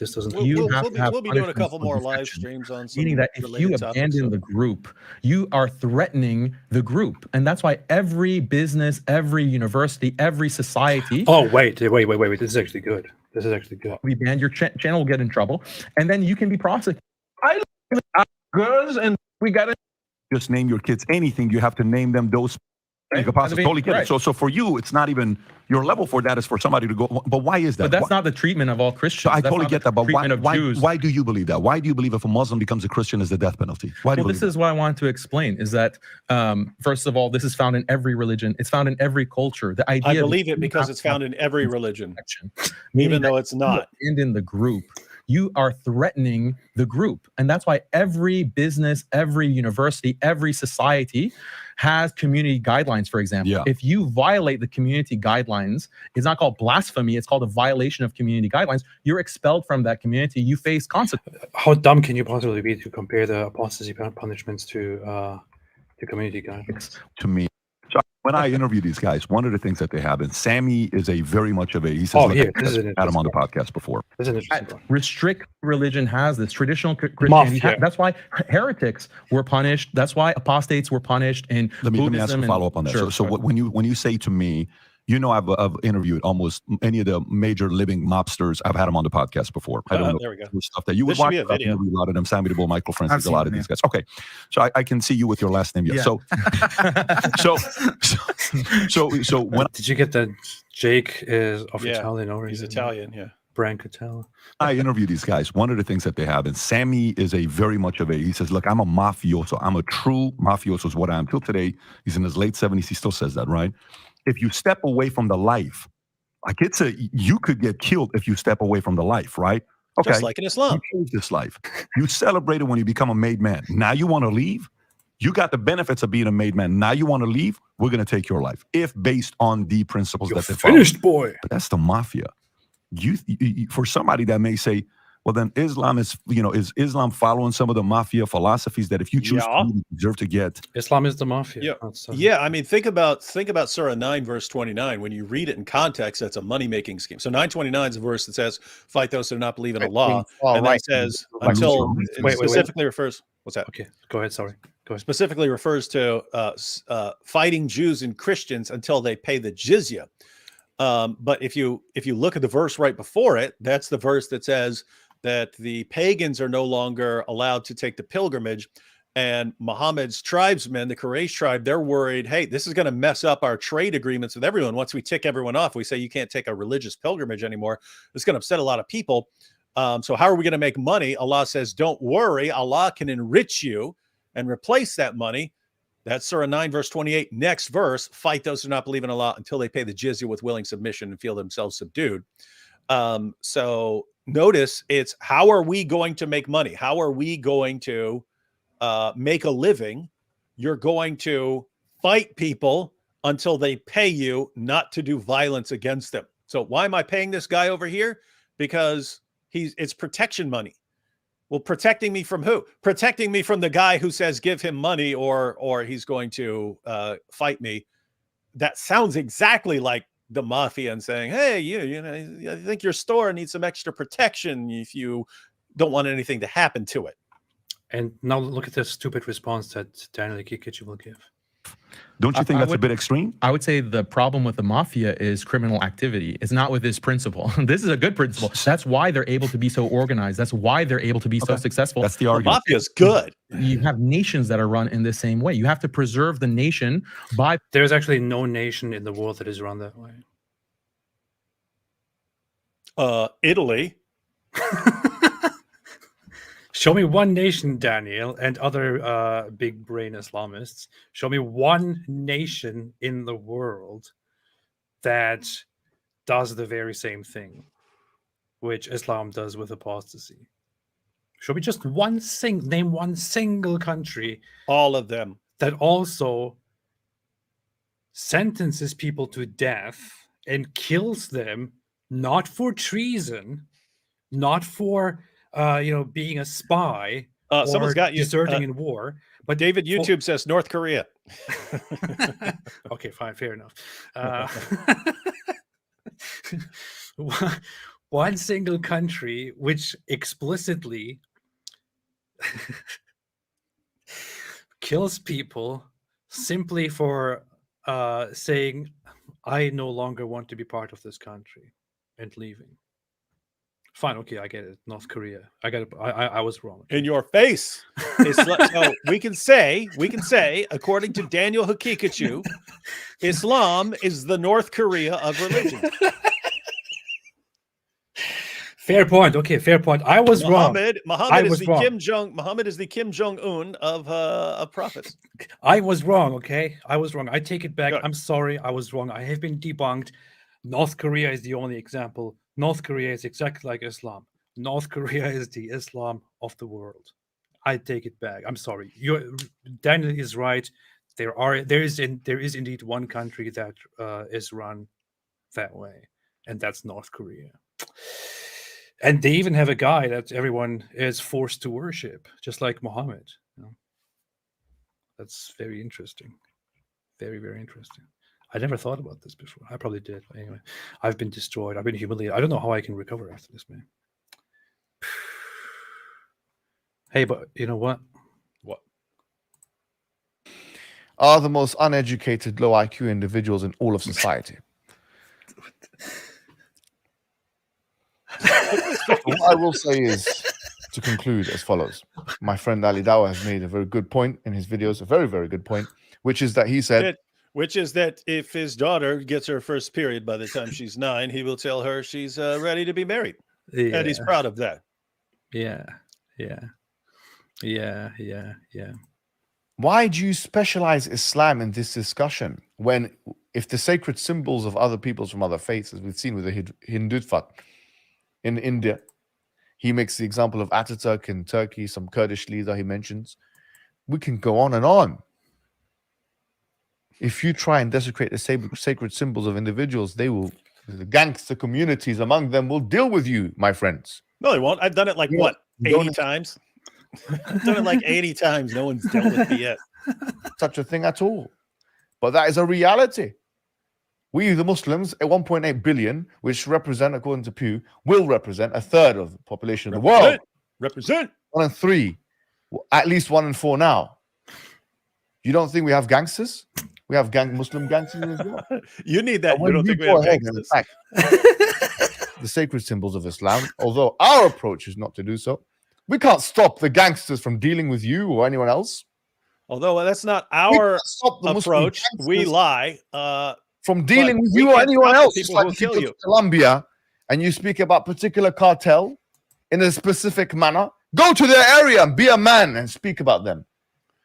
He's comparing Islam to Free a drug speech cartel. absolutism. Don't just deny the Holocaust. Mock it if you're a real man and see what happens to your career.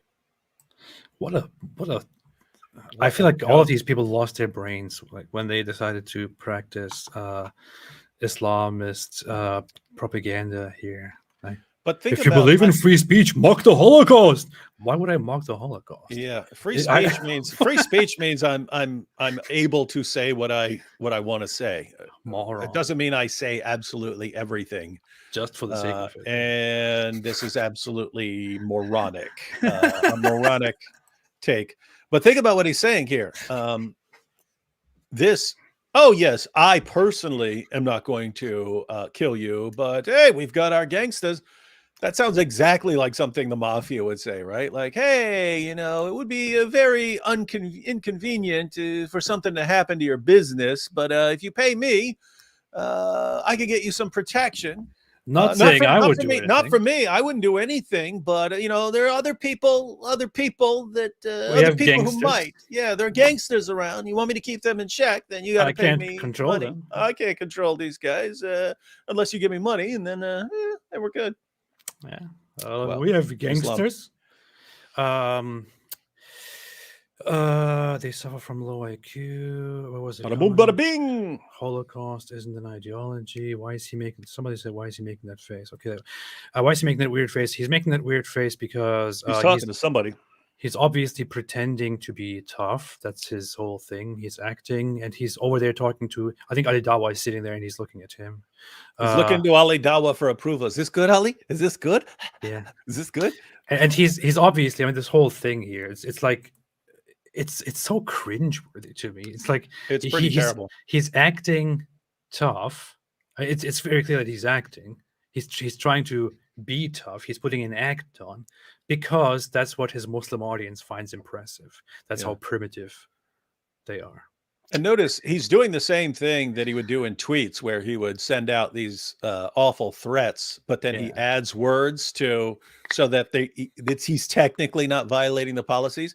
He's obviously approving the attack on Salman Rushdie and warning other people that, hey, you will be attacked in the name of Allah for insulting Islam. But he's making it so, hey, it's not me doing it, it's other people. Yeah. Yeah, I can't control them, so you've been warned. That's it, man. That's it. You're sick. You're sick. Yeah. Punishing defection because it threatens the unity of the group. It threatens the way of life. That's tough, though, man. That's that's the law. That's I totally understand it. All I'm saying is that's tough. Well, yeah, I mean, Muslims, Islam is very disruptive, and Islam really creates imbalance in our societies, and if a law is applied to get to prevent that, it's just a law. What are you going to do? What are you going to do? It's just a law. Tough because so let me get to more the business side, the next side on. Let me just add a little bit to it. Go for it. I will be killed, my kids will be taken, and my wife will be taken. Just to add to the list. Stop being emotional. In an Islamic system. Stop being emotional. Let me emotional. Stop crying. Stop being emotional just because they will take your wife as a sex slave. Like what? Yeah. Why would that bother you? Yeah. Be an intellectual. Stop being emotional. Be like us. Breaking. I don't. Have your children enslaved? So what? Stop being emotional, man. You care about your wife and children, and the sense of what's at stake, because what you're talking about will happen if this. Anyway, there was one part where Robert, I believe, you keep asked saying him, one part, and then you go into 75 more parts. I think Robert asked him at one point why he is in America and doesn't go to a Muslim country. And what he said here in response to that was, because liberalism controls all the world and there is no country where you can practice proper Islam. When, of course, the obvious retort to that is any Muslim country is more Islamic than America. But you know what's funny? What's funny is I already had that conversation with him. And he already answered the question to me. And he said the very same thing already, which I already pushed him on right here. You believe that that an ideal government, an ideal state, an ideal nation should be led by these Islamic laws that are strictly applied, under which I am not allowed to speak, I should be put to death for my ideas, or homosexuals should be put to death, adulterers should be put to death, and all these things.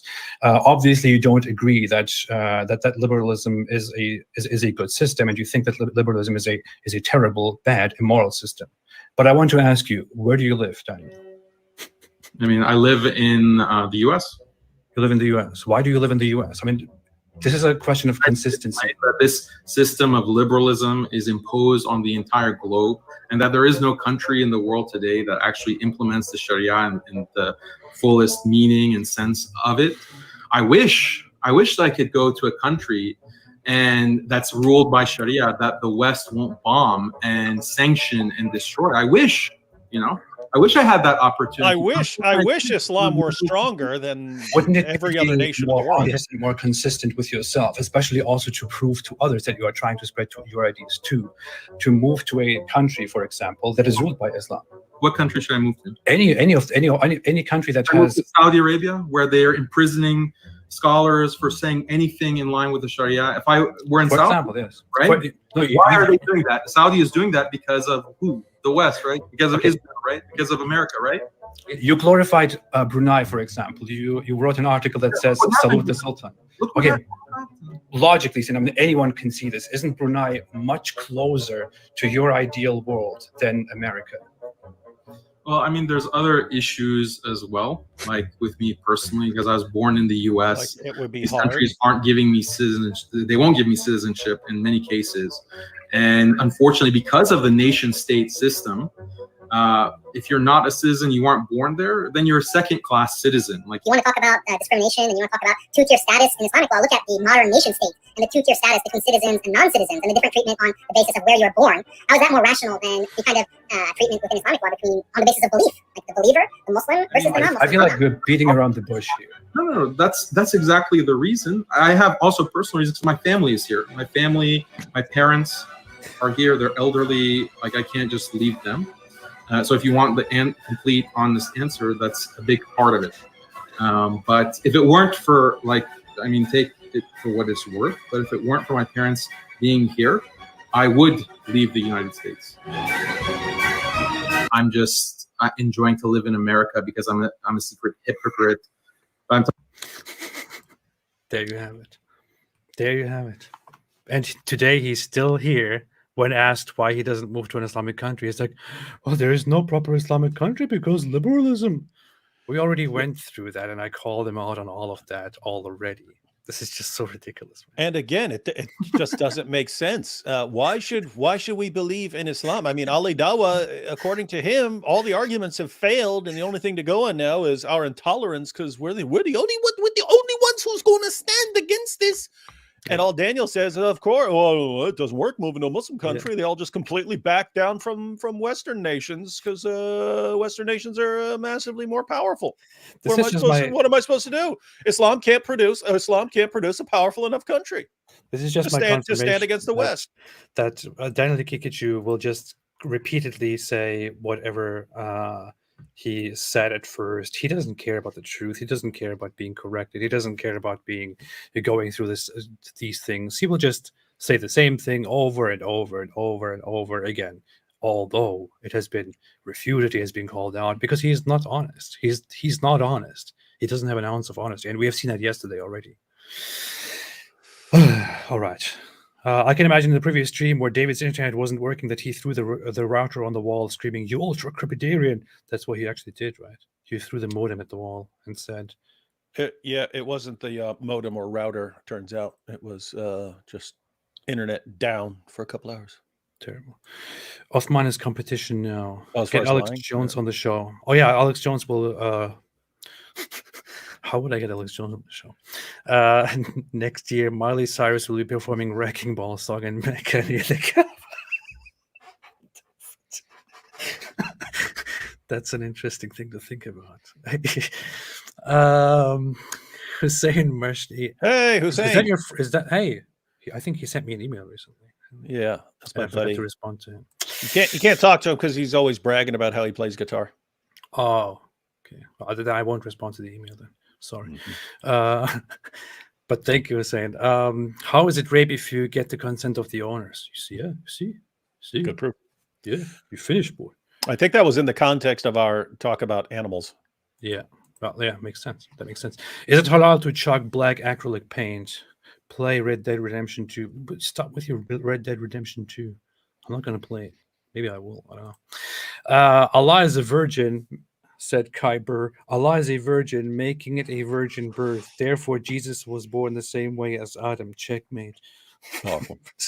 That makes sense. Allah is an incel, actually. Cool Night King said Brother Rashid ate those terrorists for breakfast. Yeah, but why was he so emotional? He was too emotional. He's so emotional about his, being killed and his wife and kids being taken by jihadis. So what? He doesn't want that. He doesn't like that. Stop being emotional. All right. Okay. Thanks, everybody. We will be leaving. We will be live again tomorrow on David's channel. I guess we will be live every day from now on, as it seems. Going through the most violent verse in the Bible to see if it says or means what our Muslim friends insist that it says and means. 1 Samuel 15:3. Slaughter absolutely all of the Amalekites. Let's check it out. Yeah, I'm gonna make it so simple even AP will understand it. Well, That's my prediction. My question to you is just is this coming from the Bible or from secular humanism, liberalism? Secular humanism. So stupid. The only things in the Bible is kill everybody. If it says, love your neighbor. It's from secular humanism. The Bible was influenced by secular humanism. Anyway, I will now leave, and You're sitting there watching Netflix. That's what I will do. And thanks everybody for joining. David, anything else that you want to add before we leave? And people can never hear you again. No, I can't get past the Daniel's strap-on pleasure pool or whatever he said. I don't know. And that reminds me of this song, Jay. What do you think about that? Homosexuality should be fine. Anyway, thanks everybody for watching. Have a fantastic day, and Get the hell out of here! and as our friend always says, stay away from Islam.